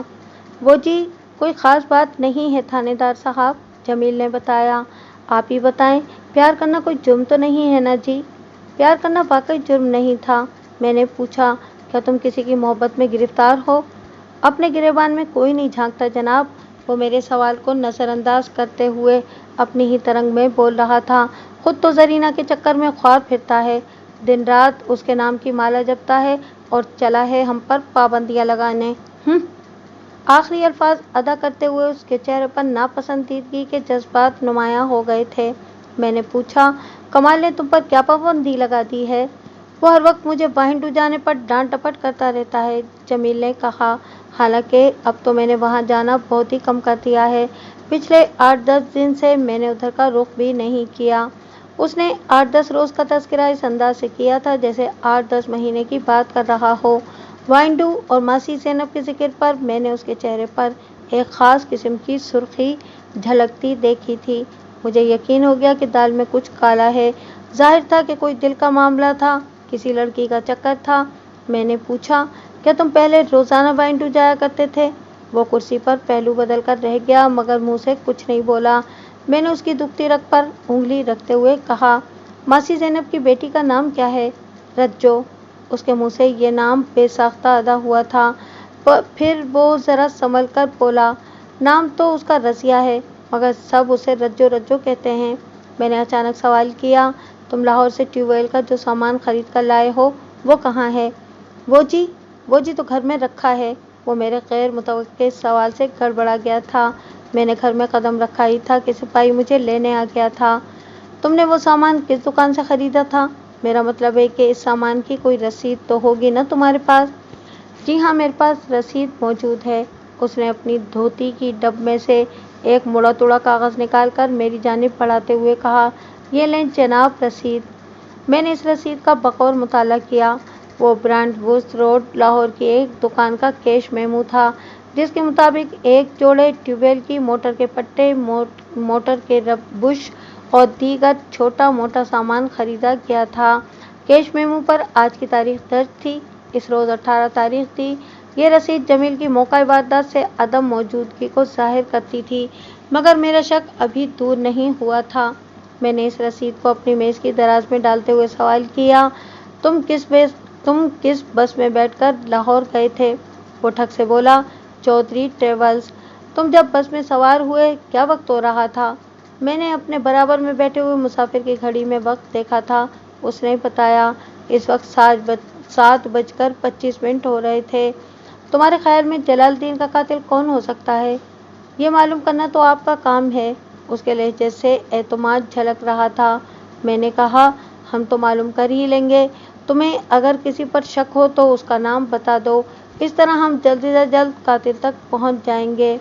वो खामोश नज़रों से मेरी तरफ देखता रहा। मैंने नर्म लहजे में पूछा, क्या तुम ये नहीं चाहते कि तुम्हारे भाई का कातिल गिरफ्तार हो? मैं क्यों नहीं चाहूँगा जनाब, वो अजीब से लहजे में बोला, मगर मैं इस सिलसिले में आपकी कोई मदद नहीं कर सकता। अच्छू के बारे में क्या कहते हो? मैंने उसकी आंखों में झांकते हुए सवाल किया। सुना है कि उसने बड़ी थरथल्ली मचाई हुई है। वो जलालुद्दीन को धमकियां भी लगाता रहा है। इन धमकियों की वजह से ही कल भाई जलाल और भाई कमाल में बहुत मुंहमारी हो गई थी, उसने बताया। मेरा अपना ख्याल तो ये है कि अच्छू जाली अक्स डालकर हमें खामखा परेशान कर रहा है। अगर उसने कुछ करना ही होता तो इस तरह डंडे न बजाता। जमील के मुंह से एक ऐसी बात निकल गई थी जो मेरे लिए बहुत अहम थी। मैंने पूछा, तुमने बताया है कि कल जलाल और कमाल में खासी गर्मागर्मी हो गई थी। मैंने खासी का लफ्ज़ दानिस्ता अपने जुमले में इस्तेमाल किया था। झगड़ा किस बात पर हुआ था? वही पुराना झगड़ा है जी, उसने कहा। इस जरीना ने तो दोनों भाइयों में फूट डाल दी है। एक घर में रहते हुए भी इनके दिल एक दूसरे से कोसों दूर हैं। वो एक लम्हे को खामोश होकर कुछ सोचता रहा और फिर सिलसिला कलाम जारी रखते हुए कहने लगा, मैंने भाई जलाल को बहुत समझाया था कि मट्टी डालें, इस फितना परवर जरीना को तलाक दे दें। अच्छू की दुश्मनी से भी जान छूट जाएगी और छोटे भाई का गुस्सा भी जाता रहेगा। मगर भाई जलाल का जवाब भी बड़ा माकूल था। इसका कहना था कि अगर उसने भाई कमाल की खातिर जरीना को तलाक दे भी दी तो कौन सा जरीना ने भाई कमाल को मिल जाना है। चौधरी हशमत अली ने अगर जरीना की शादी भाई कमाल से करनी होती तो वो अब्बा जी को इतने चक्कर ही क्यों लगवाता? फिर अच्छू की धमकियों के डर से वो क्यों पीछे हट जाए? कहता तो भाई जलाल भी ठीक ही था जी, लेकिन इस तरह कमाल का दिल उसकी तरफ से मेला हो गया था। इसकी नज़र में सारा कसूर भाई जलाल का ही था। मैंने पूछा, तुम्हारी तालीम कितनी है? कोई ख़ास नहीं है जी, जमील ने कहा। 8 जमातें पास हूँ, मगर बातें तो तुम बहुत समझदारी की करते हो। बस जी, आप जो भी समझ लें, उसने जवाब दिया। उसके चेहरे पर उलझन आमेज़ उकताहट वाज़े नज़र आ रही थी। मैंने मज़ीद कोई सवाल नहीं किया और इस हिदायत के साथ उसे रुखसत कर दिया कि वो मुझे बताए बगैर इलाका नहीं छोड़ेगा। कमाल के बयान से कातिल की तलाश के लिए ध्यान सीधा अच्छू की जानिब जाता था, लेकिन जमील का बयान सुनने के बाद कमाल की शख्सियत कुछ ज़्यादा ही मशकूक हो गई थी। जबकि जाय वारदात पर जमील का तावीज़ भी पड़ा मिला था। जमील की ज़ात भी शुबे से बालातर नहीं थी। जमील और उसकी मारिफत फातिमा जब थाने के अहाते से बाहर निकल गए तो मैंने हवलदार खुदाबख्श और 2 सिपाहियों की ड्यूटी लगा दी कि वो सादा लिबास में रिफत फातिमा के मकान की निगरानी करें। ख़ास तौर पर जमील और कमाल पर गहरी नज़र रखें और इनमें से अगर कोई गांव से बाहर जाने की कोशिश करे तो इसे इस इरादे से बाज रखा जाए। खुदाबख्श के साथ जाने वाले सिपाहियों में से एक को मैंने हिदायत कर दी थी कि वो ट्यूबवेल वाले कमरे पर भी कड़ी निगाह रखे। मैं चाहता तो इस काम के लिए हवलदार खुदाबख्श के बजाय एएसआई गुलाम गौस को भी भेज सकता था, मगर रिफत फातिमा और कमाल इसे शक्ल से पहचानते थे। इस सूरत में मेरा मकसद ही फौत हो जाता। थोड़ी देर बाद ही गुलाम गौस के साथ मैं ख्याली रवाना हो गया। हमारी वापसी अगली सुबह हुई थी। इस वक्त हल्का हल्का उजाला हो रहा था जब हम थाने में पहुंचे। चौधरी हशमत अली से मुलाकात बड़ी सूदमंद साबित हुई थी। मैंने कुछ ज़रूरी इंतजामात किए, फिर 8 सिपाहियों की एक टीम लेकर अहमदाबाद रवाना हो गया। मैं रात भर का जागा हुआ था, मगर अभी आराम मेरे मुकद्दर में नहीं था। हमें जो कुछ भी करना था बहुत जल्द करना था। एएसआई गुलाम गोश्त को मैंने थाने ही में रहने दिया था और खुद छापामार टीम के साथ रिफत फातिमा के घर का रुख किया। खेतों में से गुजरते हुए जब हम ट्यूबवेल के पास पहुंचे तो वहां मुतय्यन सिपाही फौरन मेरे पास आ गया। करामत अली, क्या खबरें हैं? मैंने सिपाही से पूछा। सब ठीक तो है ना? कोई गड़बड़ तो नहीं हुई? सब ठीक है जी, उसने बताया। रात जमील ने ट्यूबवेल के 2 चक्कर लगाए। पहली बार वो कोई लगभग 10 बजे के करीब आया था। ट्यूबवेल वाले कमरे के दरवाजे पर खड़ा कुछ देर सोचता रहा। वो चेहरे से खासा परेशान दिखाई देता था। मैंने कोई मुदाखलत नहीं की और उसका जायजा लेता रहा। उसकी नज़र मुझ पर नहीं पड़ी थी। मैं पीपल के एक दरख्त की ओट में छुपा खड़ा था। 1-2 बार उसने दरवाजे पे लगे ताले को झंझोड़ा, फिर कमरे के अकब में खुलने वाली खिड़की पर जोर आजमाई की, लेकिन बात नहीं बनी। मैं उसकी तरफ बढ़ने का इरादा कर ही रहा था कि वो वापस चला गया। फिर आधे घंटे बाद वो दोबारा नमूदार हुआ। उसके हाथ में मुझे कोई चीज़ नज़र आ रही थी। मैंने अंदाज़ा लगाया कि वो एक हथौड़ा था। मैंने इस मर्तबा खामोश रहना मुनासिब नहीं समझा और हवलदार खुदाबख्श के पास जाकर सारी सूरत हाल बता दी। इसे शायद वहाँ हमारी मौजूदगी का एहसास हो गया था, क्योंकि जब हम वहाँ पहुँचे तो वो वापस घर की तरफ जा रहा था। तुमने इसे घर में दाखिल होते देखा था? जी हाँ, देखा था। इतनी देर में खुदाबख्श भी आ गया। मैंने पूछा, खुदाबख्श, तुमने घर में कोई गैर मामूली बात देखी? उसने सिपाही की जानिब देखा। सिपाही ने कहा, मैंने मलिक साहब को सब कुछ बता दिया है। जमील, इसके बाद तो घर से नहीं निकला? नहीं जी। कमाल और रिफत फातिमा भी घर में मौजूद हैं? जी हाँ। मैंने कहा, ठीक है, तुम सादा लिबास सिपाहियों को लेकर थाने पहुँचो, हम भी थोड़ी देर में आते हैं। एक थानेदार और 8 सिपाहियों को सुबह गांव में दाखिल होते देखकर एक हलचल सी मच गई थी। हम सीधे रिफत फातिमा के दरवाजे पर पहुंचे।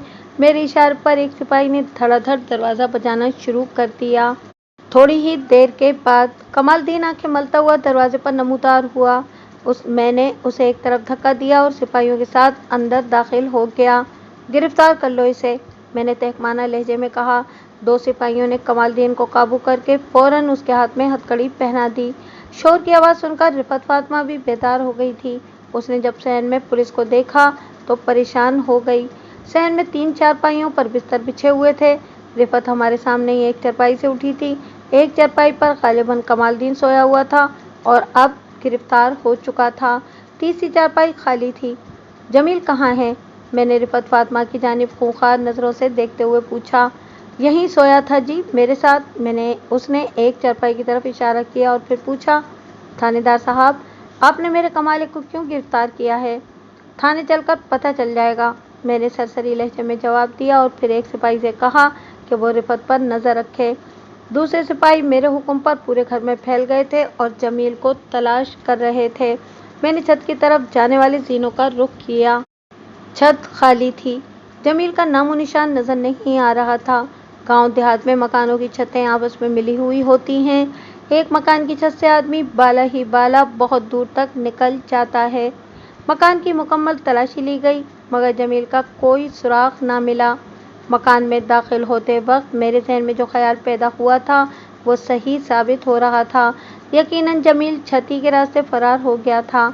दरवाज़ा धड़धड़ाने की आवाज़ सुनकर वो फौरन छत की जानिब चला गया होगा और उसने छत पर से नीचे गली में पुलिस वालों की भारी नफरी देख ली होगी।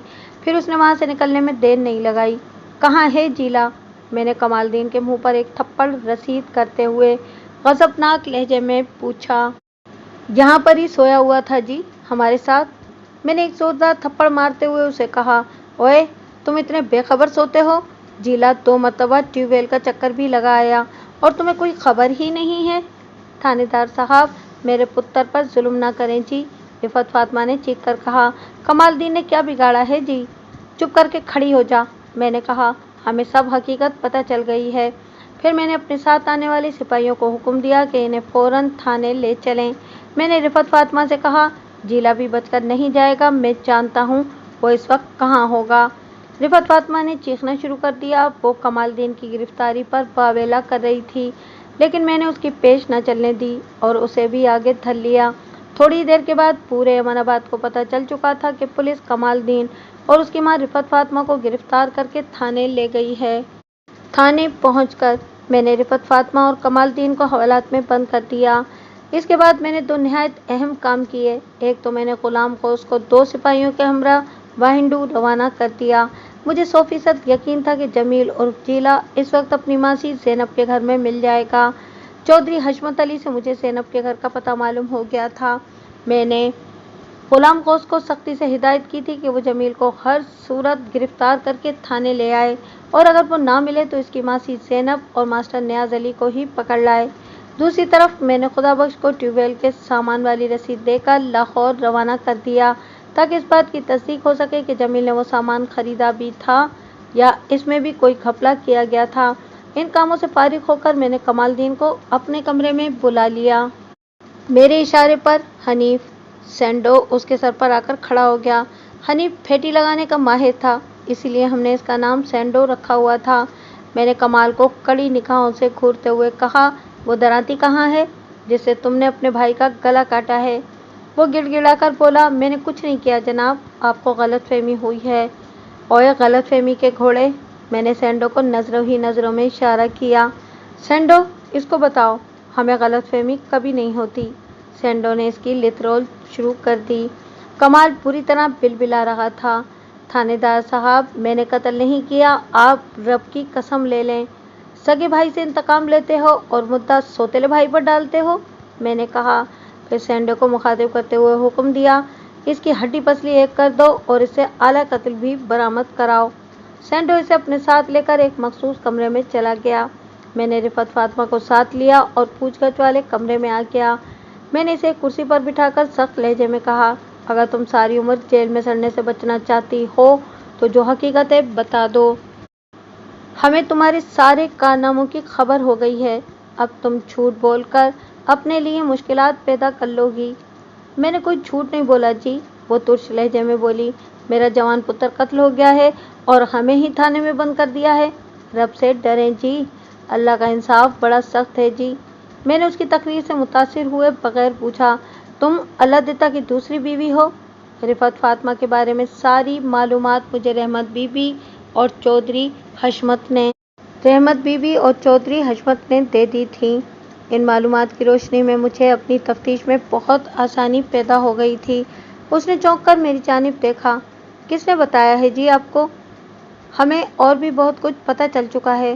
میں نے اسے ڈانٹ کر کہا، جمیل کے والد نے تمہیں طلاق کیوں دی تھی؟ ساڈا خاندانی جھگڑا تھا جی۔ میں نے کہا، تمہارے خاندان کے بارے میں بھی سب معلوم ہو گیا ہے ہمیں۔ اللہ دتا کی موت کیسے ہوئی تھی؟ دل کا دورہ پڑا تھا ان کو۔ سارا پنڈ واقف ہے اس گل سے۔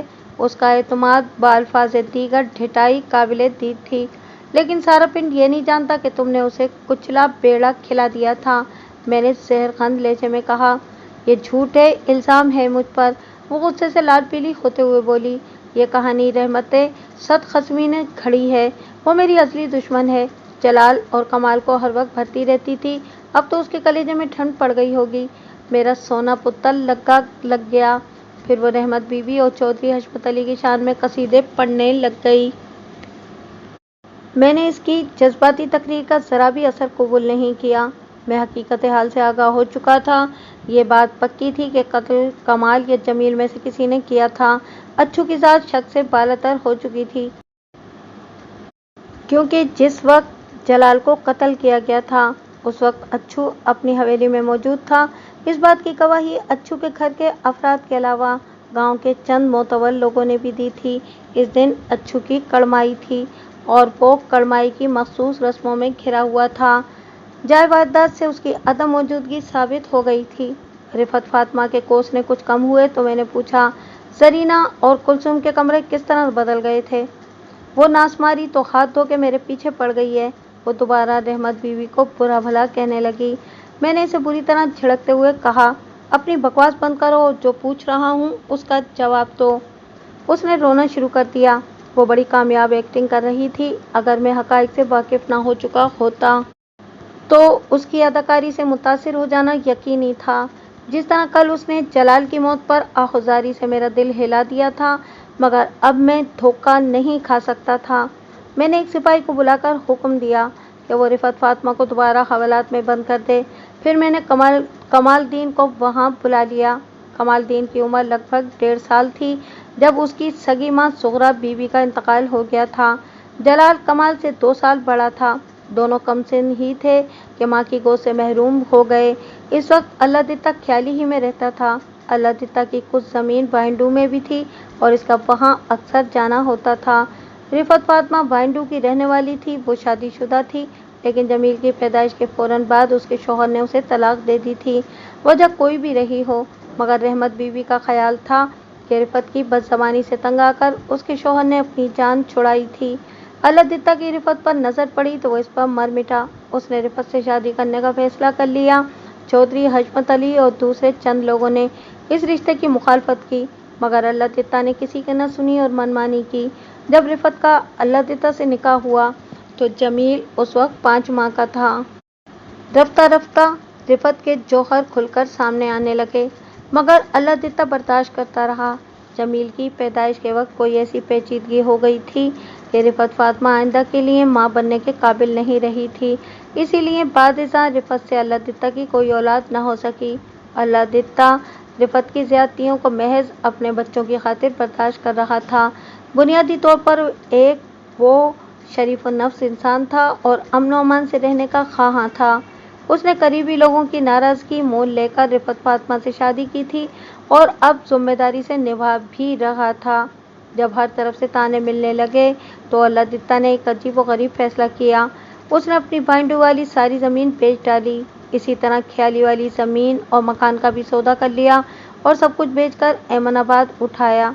यहाँ के लोग उसके बारे में ज़्यादा तफसील से नहीं जानते थे। इनके इल्म में बस यही बात थी कि रिफत फातिमा अल्लादित्ता की बीवी है और इनके 3 बेटे हैं। एमनाबाद में अल्लादित्ता ने 15 किले ज़मीन खरीदी थी। इसके अलावा एक औसत दर्जे का घर बना लिया था। अल्लादित्ता ने शुरू में ज़मींदारी में हाथ बटाने के लिए कुछ मुलाजिम भी रख छोड़े थे, मगर जब उसके बेटे बड़े हो गए और ख़ास तौर पर जब जलाल अपनी तालीम से फारिग हो गया तो उन्होंने मुलाजमीन की छुट्टी कर दी और सब मिलकर खुद ही ज़मीनों को संभालने लगे। अलबत्ता कटाई वगैरह के मौके पर वो कुछ लोगों से ठेके पर काम ले लिया करता था। रिफत को हर वक्त ये फिक्र खाई जाती थी कि अल्लादित्ता से इसकी कोई औलाद नहीं थी। फिर अल्लादित्ता का रवैया भी उसे परेशानी में मुब्तला रखता था। इसने रफ्ता रफ्ता मोहब्बत जताकर जलाल और कमाल को शिकार करना शुरू कर दिया। वो इसके हाथों में पले थे, इसकी बहुत इज्जत करते थे। अगरचे इन्हें ये बात मालूम थी कि रिफत इनकी सौतेली माँ है, मगर उन्होंने कभी रिफत से सौतेलेपन का मुजाहरा नहीं किया था। रिफत जानती थी कि अल्लादित्ता की आंख बंद होते ही इसकी मुश्किलात का आगाज़ हो जाएगा। जमील किसी भी तरह अल्लादित्ता के वारिसों में शुमार नहीं किया जा सकता था। अगरचे जलाल और कमाल रिफत पर आंखें बंद करके एतमाद करते थे, मगर इसे खदशा था कि इनकी फूफी इन्हें कहीं इसकी तरफ से बदगुमान नहीं कर दे।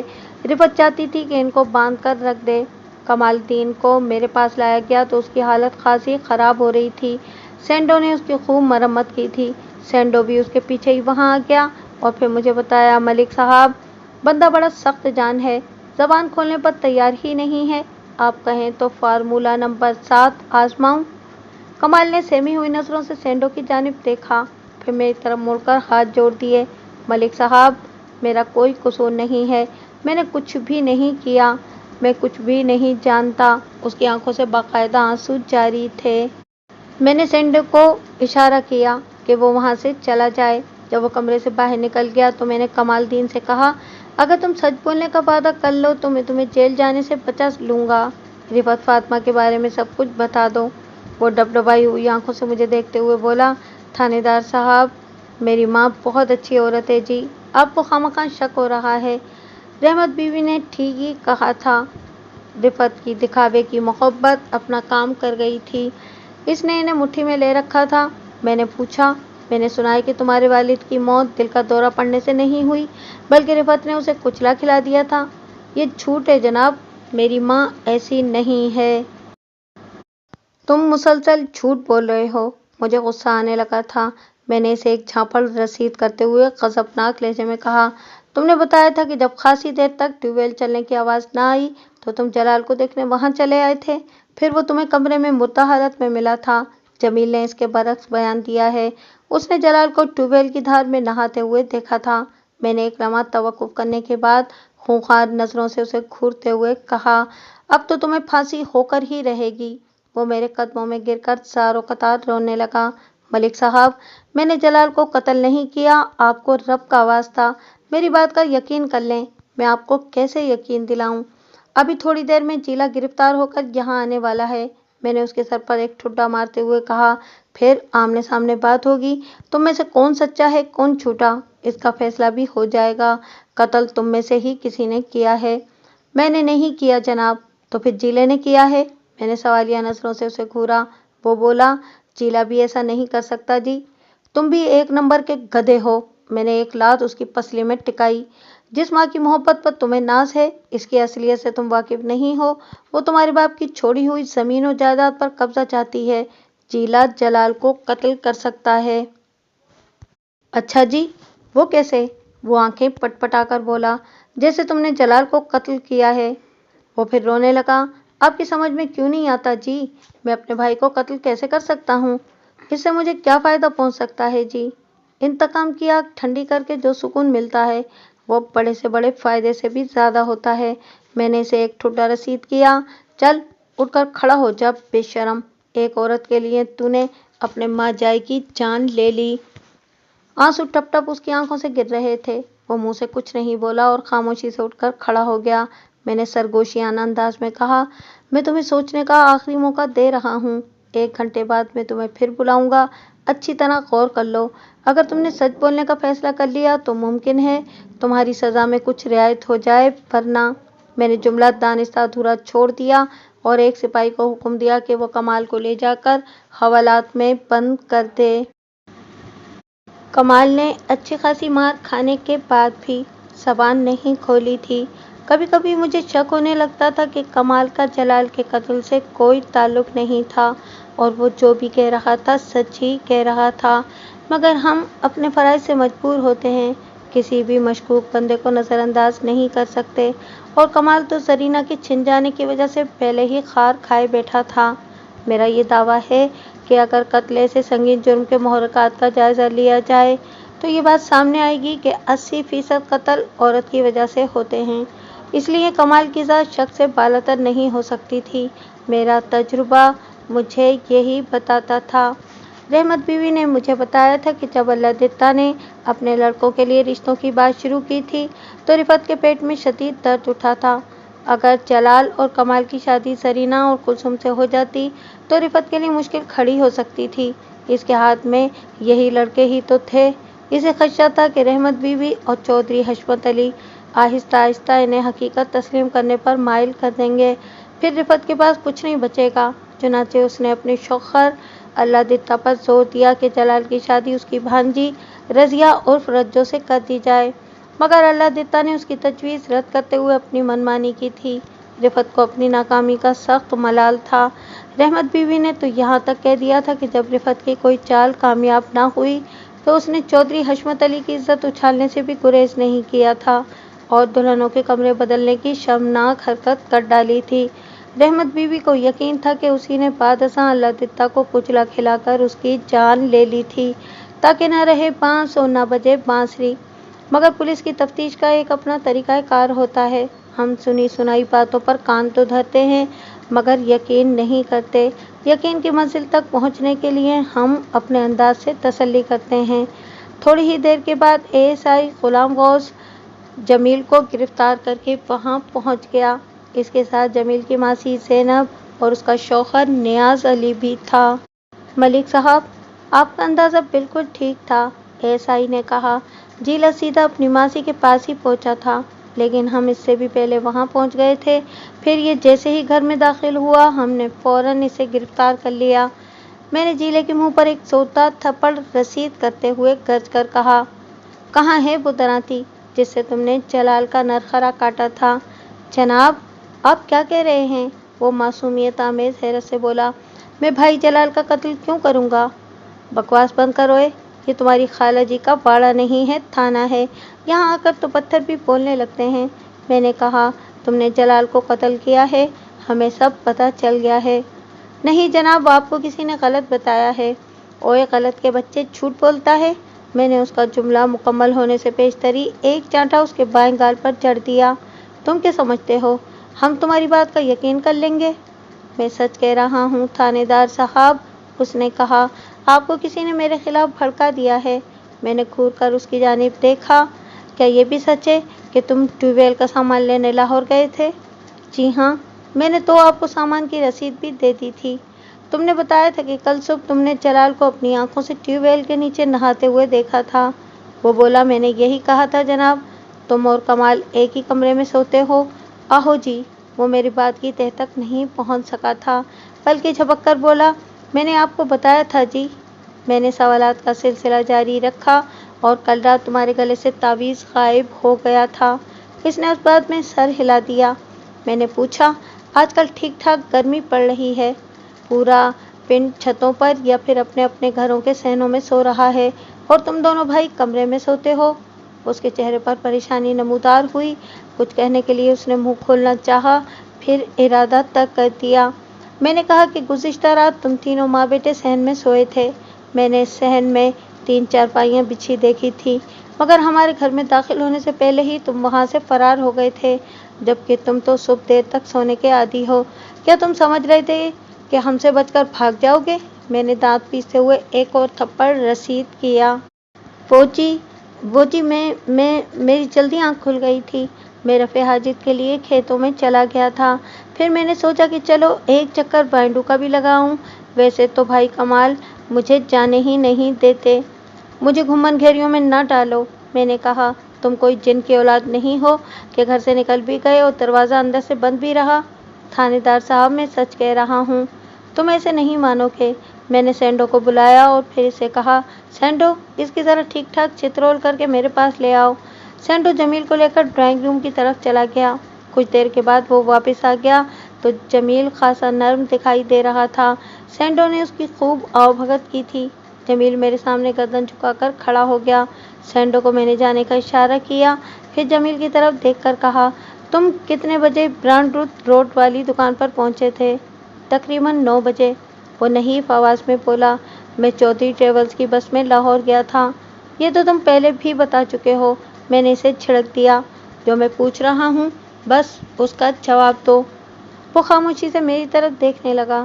میں نے پوچھا، تمہیں کل دوپہر میں 11 بجے لاہور سے واپس آ جانا چاہیے تھا، پھر شام تک کہاں رہے؟ میں بادشاہی مسجد دیکھنے چلا گیا تھا۔ بادشاہی مسجد دیکھنے میں اتنا وقت صرف نہیں ہوتا، میں نے کہا۔ تم اور کہاں کہاں گئے تھے؟ وہ بولا، بس جی وہیں پر دیر ہو گئی تھی۔ میں نے اچانک سوال کیا، ٹیوب ویل کا سامان تم نے کہاں رکھا ہے؟ ٹیوب ویل کے کمرے میں، بے ساختہ اس کے منہ سے نکل گیا۔ پھر بات بناتے ہوئے بولا، میرا مطلب ہے کہ ٹیوب ویل کا سارا سامان تو ٹیوب ویل کے کمرے ہی میں رکھا جاتا ہے، مگر کل مجھے اس کا موقع نہیں مل سکا تھا۔ حالانکہ رات تم نے 2 چکر بھی لگائے تھے۔ میں نے جان بوجھ کر اپنی بات ادھوری چھوڑ دی تھی۔ وہ بولا، وہ جی وہ تو میرے پیٹ میں کچھ گڑبڑ ہو گئی تھی، اس لیے 2 بار کھیتوں کی طرف جانا پڑا تھا۔ یعنی سامان تمہارے گھر میں ہی رکھا ہے؟ آہو جی۔ ٹھیک ہے، تم ابھی ہمارے ساتھ چلو، میں نے کہا۔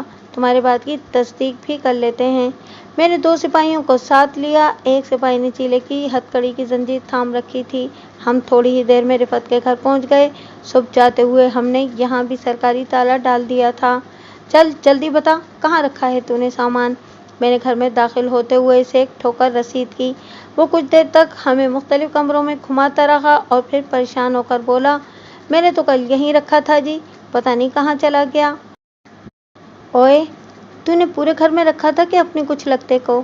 مجھے غصہ آنے لگا۔ سیدھی طرح بتا ورنہ چمڑی ادھیڑ دوں گا۔ میں نے اسے زوردار دھکا دیا۔ ٹھیک ٹھیک بتا، کس جگہ رکھا تھا تو نے سامان؟ وہ ہمیں اس کمرے میں لے گیا جہاں اس کے بقول وہ اور کمال دین سوتے تھے۔ پھر ایک پڑھولے کی جانب اشارہ کرتے ہوئے بولا، میں نے تو اس کے اوپر رکھا تھا جی۔ پڑھولے کے اوپر کچھ بھی نظر نہیں آ رہا تھا۔ میں نے ڈانٹ کر کہا، اوئے جن کی اولاد، تمہارا سامان بھی کیا جادو کا تھا جو غائب ہو گیا؟ پھر میں نے ایک سپاہی سے کہا، ذرا اس کے پڑھولے کے اوپر چڑھ کر تو دیکھو۔ میرے حکم پر سپاہی پڑھولے کے ساتھ رکھے ہوئے لحافوں والے کھٹولے پر چڑھا اور پھر وہاں سے لپک کر پڑھولے کے اوپر نظریں دوڑانے لگا۔ کچھ دیر کی تلاش کے بعد وہ بولا، ملک صاحب، یہاں تو کچھ بھی نظر نہیں آ رہا۔ پھر اس کی حیرت میں ڈوبی ہوئی آواز آئی، بس ایک درانتی پڑی ہوئی ہے یہاں پر۔ درانتی کے نام پر میں چونک اٹھا تھا۔ میں نے کہا، رک جاؤ، درانتی کو ہاتھ نہیں لگانا۔ پھر میں نے اپنی جیب میں سے رومال نکال کر سپاہی کو دیتے ہوئے کہا، بڑی احتیاط کے ساتھ پکڑ کر دراتی کو نیچے لے آؤ۔ سپاہی نیچے اتر آیا۔ اس نے دراتی کو بڑے محتاط انداز میں پکڑ رکھا تھا۔ دراتی کے پھل پر خون جمع ہوا تھا اور اس کی رنگت سیاہی مائل ہو رہی تھی۔ میں نے جمیل کی پیٹھ پر ایک زوردار لات رسید کی۔ وہ لڑکھڑایا، مگر سپاہی نے زنجیر کھینچ کر اسے گرنے سے روک لیا۔ میں نے غصے میں اس کے چہرے پر تھپڑوں کی بارش کر دی۔ وہ بے طرح چیخ رہا تھا، چلا رہا تھا اور روتے روتے ایک ہی بات دہرا رہا تھا، یہ دراتی کمال کی ہے، یہ دراتی کمال کی ہے۔ معاملہ خاصا پیچیدہ ہو گیا تھا۔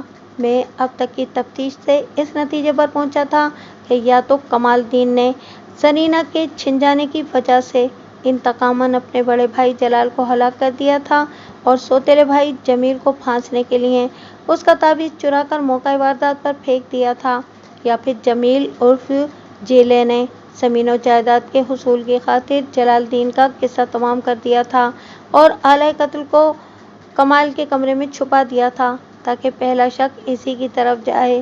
اگر کمال کو جلال کے قتل کے باعث پھانسی کی سزا ہو جاتی تو اللہ دتہ کی تمام زمین و جائیداد کی وارث صرف اور صرف رفعت فاطمہ ہی قرار دی جاتی۔ بالفاظ دیگر ہر چیز پر جمیل کا قبضہ ہو جاتا۔ بہرحال قتل انہی دونوں میں سے کسی نے کیا تھا۔ میں نے جیلے کی ماسی زینب اور اس کے شوہر نیاز علی کو اپنے کمرے میں بلا لیا۔ نیاز علی شکل صورت سے خاصا معقول آدمی نظر آتا تھا۔ اس کی عمر لگ بھگ 35-36 سال ہوگی۔ اس کے سر میں سفیدی کی جھلک زیادہ نمایاں تھی۔ اس نے باریک تلوار مار کا مونچھیں رکھی ہوئی تھیں۔ اس کے برعکس زینب پہلی ہی نظر میں مجھے ایک چالاک اور عیار عورت دکھائی دی تھی۔ وہ ناٹے قد کی ایک فربہ اندام عورت تھی جسے خوبصورت تو نہیں کہا جا سکتا تھا، البتہ اس میں جنس مخالف کے لیے ایک عجیب و غریب کشش میں نے خاص طور پر نوٹ کی تھی۔ اس کا شمار ان عورتوں میں ہوتا تھا جو پہلی ہی نظر میں مرد کو متوجہ کرنے کی صلاحیت رکھتی ہیں۔ میں نے نیاز علی سے پوچھ گچھ کا ارادہ کیا ہی تھا کہ حوالدار خدابخش کمرے میں داخل ہوا۔ اس وقت دن کا 1 بج رہا تھا۔ اس کے چہرے پر دبا دبا جوش میں نے پہلی ہی نظر میں محسوس کر لیا تھا۔ اس نے دروازے پر سے آواز لگائی، ملک صاحب، مسئلہ ہی حل ہو گیا ہے۔ میں جمیل کے ماسٹر اور ماسی کو نظر انداز کر کے پوری طرح اس کی جانب متوجہ ہو گیا۔ میں نے صبح اسے لاہور بھیجا تھا۔ کیا خبر لائے ہو خدابخش؟ وہ میرے قریب پہنچ گیا۔ میں نے اس سے پوچھا، تمہیں دکان آسانی سے تو مل گئی تھی نا؟ دکان بھی مل گئی تھی اور دکاندار بھی۔ اس نے کہا، ملک صاحب، جیلے کو فوراً گرفتار کر لیں۔ میں نے کہا، بجھارتیں مت ڈالو۔ پھر بتایا، جمیل اس وقت حوالات میں بند ہے۔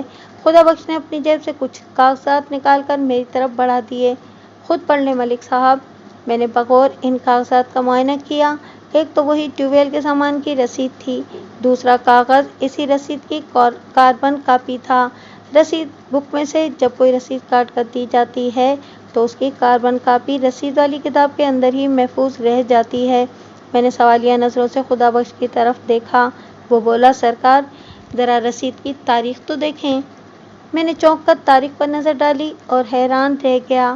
اصل رسید پر 18 تاریخ درج تھی، مگر حیران کن بات یہ تھی کہ رسید کی کاربن کاپی پر اسی مہینے کی 10 تاریخ کا اندراج تھا۔ صاف ظاہر ہو رہا تھا کہ رسید پر 10 کے ہندسے کو 18 بنا دیا گیا تھا، اور یہ کوئی اتنا مشکل کام بھی نہیں تھا۔ 10 کے صفر کو 8 میں تبدیل کرنا نہایت ہی آسان کام تھا جو کوئی اناڑی بھی کر سکتا تھا، اور یہ کام جمیل جیسے اناڑی ہی کا ہو سکتا تھا۔ میں نے خدابخش سے پوچھا، دکاندار نے کیا کہا ہے؟ اس نے 10 تاریخ میں اس سامان کی خریداری کی تصدیق کی ہے جناب۔ اچھا ٹھیک ہے، میں نے اس کو کہا، جمیل کو فوراً یہاں بلاؤ۔ خدابخش گیا اور جمیل کو لے آیا۔ میں نے وہ رسیدیں جمیل کی آنکھوں کے سامنے لہراتے ہوئے سخت لہجے میں پوچھا، اس کے بارے میں کیا خیال ہے؟ رسیدوں کو دیکھنے کے بعد اس کے چہرے کا رنگ اڑ گیا۔ وہ بولا تو اس کی زبان لڑکھڑا رہی تھی، یہ رسید مجھے پھانسنے۔ اوئے، بکواس کرتے ہو؟ خدابخش نے اس کی گردن پر ایک دوہتڑ رسید کرتے ہوئے کہا، ایک تو ہی سچا ہے، تیرے سارے مامے چاچے جھوٹ بولتے ہیں۔ وہ میری طرف دیکھ کر منتیں کرنے لگا۔ میں نے اس کی آہوازاری کو نظر انداز کرتے ہوئے خدابخش سے کہا، اسے علیحدہ کمرے میں لے جاؤ۔ اگر یہ شرافت سے اقبال جرم کرتا ہے تو ٹھیک ہے، ورنہ اسے چھت سے لٹکا دو اور سینڈوں سے کہو کہ اس سے اقبال جرم کروانا ہے۔ جمیل نے باقاعدہ رونا شروع کر دیا، مگر خدا بخش اسے گھسیٹتے ہوئے وہاں سے لے گیا۔ میں نے گرج کر نیاز علی سے پوچھا، کیا جمیل تمہارے گھر پر تھا؟ بات یہ ہے جناب، وہ تھوک نکل کر بولا، میں تو پورا دن کولو پر ہوتا ہوں، اگر یہ آیا بھی ہوگا تو مجھے پتہ نہیں ہے، میں نے اسے نہیں دیکھا تھا۔ نیاز علی نیاجات تیلی کے نام سے پورے بھائنڈو میں مشہور تھا۔ میں نے اس کی بیوی سے پوچھا، تم کیا کہتی ہو؟ سنا ہے کہ جمیل تمہارے گھر کے بہت پھیرے لگاتا رہتا ہے۔ پھیرے کیوں نہیں لگائے گا جی، وہ کرارے لہجے میں بولی، میرا بھانجا ہے، ماسی کے گھر میں آنا جانا کیا جرم ہے؟ وہ الٹا مجھ سے سوال کر رہی تھی۔ نیاز علی نے کہا، میں تو پہلے ہی تمہیں منع کرتا تھا کہ اس بدمعاش کو زیادہ سر نہ چڑھاؤ، اس کا چال چلن مجھے پہلے ہی سے مشکوک لگتا تھا، مجھے یقین تھا کہ یہ ہمیں بھی اپنے ساتھ مصیبت میں پھنسا دے گا۔ مصیبت میں پھنسے ہمارے دشمن، وہ چیخ کر بولی، ہم نے کسی کی دھی بہن نکال لی ہے جو ڈرتے پھریں؟ میں نے کہا، قتل کرنا کسی کی دھی بہن نکالنے سے زیادہ سنگین جرم ہے، اور تمہارے اس لاڈلے بھانجے نے جلال الدین کا خون کر دیا ہے۔ جلال الدین کا خون؟ نیاز علی نے خوف زدہ نظروں سے میری جانب دیکھا، غالباً اسے ابھی تک صورتحال کی نزاکت کا احساس نہیں ہوا تھا۔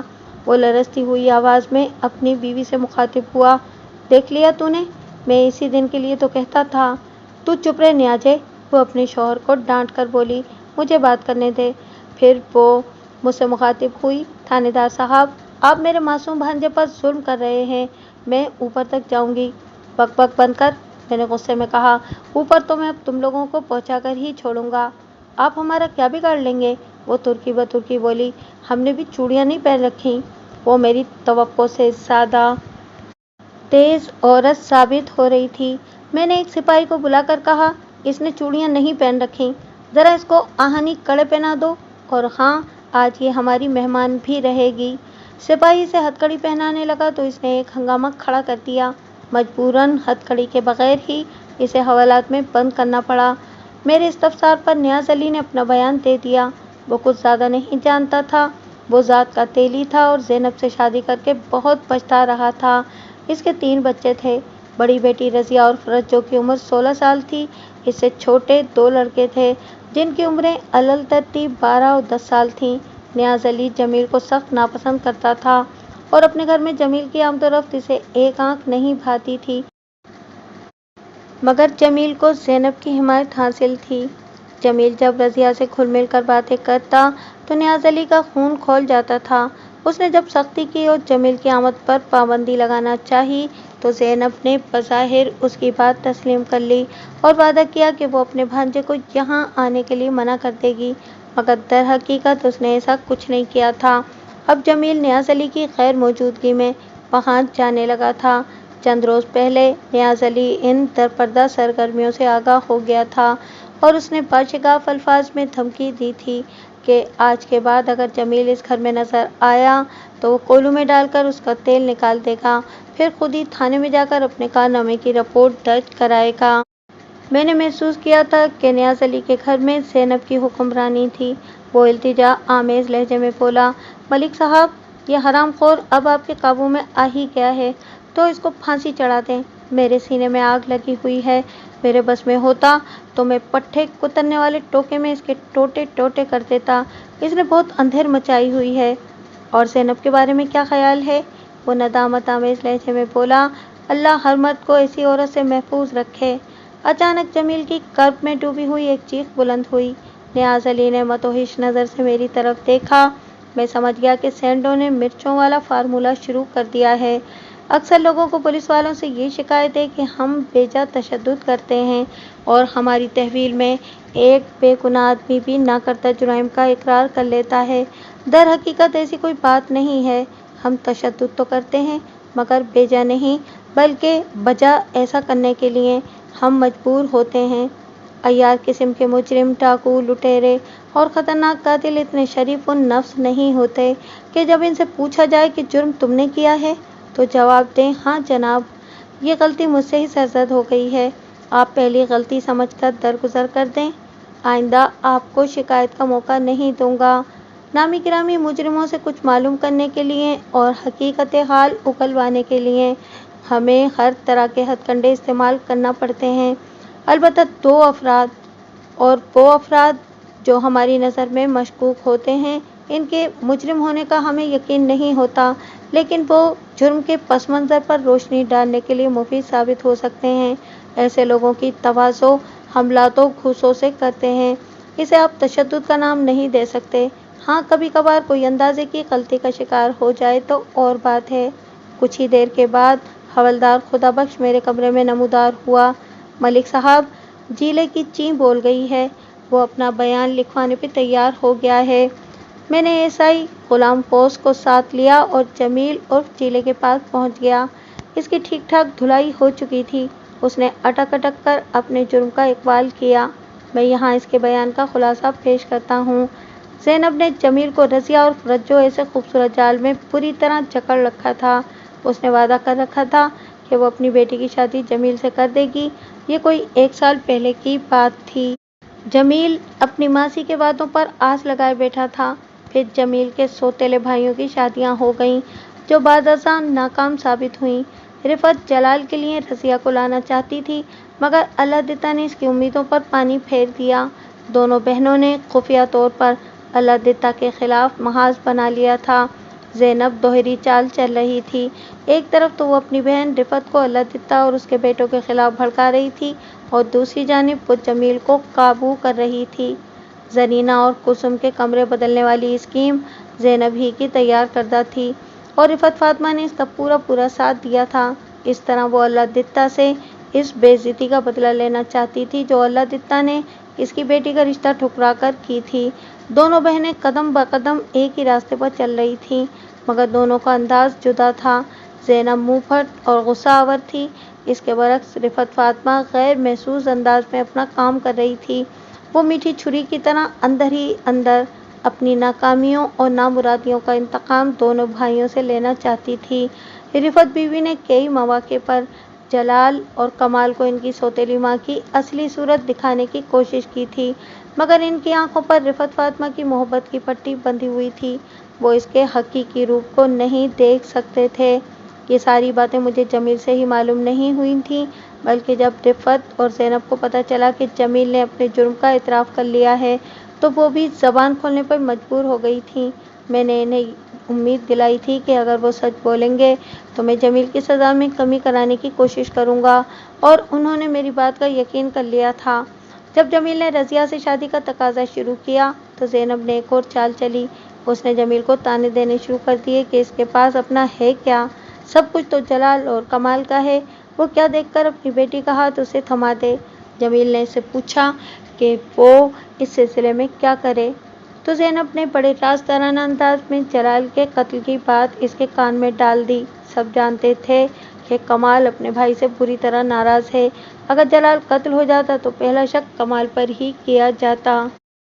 اس طرح ایک بھائی تو قتل ہو جاتا اور دوسرے کو پھانسی ہو جاتی۔ جمیل نے اپنی ماں سے ماسی کی فرمائش کا تذکرہ کیا تو اس نے بھی زینب کے منصوبے کی تائید کر دی۔ دراصل یہ دونوں بہنوں کا مشترکہ منصوبہ تھا، مگر رفعت در پردہ رہ کر ساری کارروائی کر رہی تھی۔ زمین و جائیداد کی حرص و ہوس کتنی عجیب چیز ہوتی ہے۔ ایک ماں اپنے بیٹے کو قتل سے سنگین جرم کی اجازت دینے پہ تیار ہو گئی تھی۔ اس دنیا میں سب کچھ ہوتا ہے۔ اس کے بعد کہانی بہت سیدھی سادی تھی۔ ٹیوب ویل کے کمرے کی چابی جلال کے پاس رہتی تھی۔ کھیتوں سے واپسی پر وہ خود اپنے ہاتھوں سے کمرے کو تالا لگاتا تھا، مگر اس روز دن ہی میں کمرے کی کھڑکی کو جمیل نے کنڈی سے آزاد کر دیا تھا، اور دونوں پٹ میں لگے ہوئے کنڈوں کو ایک کمزور دھاگے کی مدد سے اس طرح بند کر دیا تھا کہ وہ بند نظر آئے۔ وقوعہ کی روز صبح رفعت فاطمہ نے جلال اور کمال کے اٹھنے سے پہلے ہی جمیل کو جگا دیا تھا، اور وہ بآسانی کھڑکی کے راستے کمرے میں پہنچ گیا تھا۔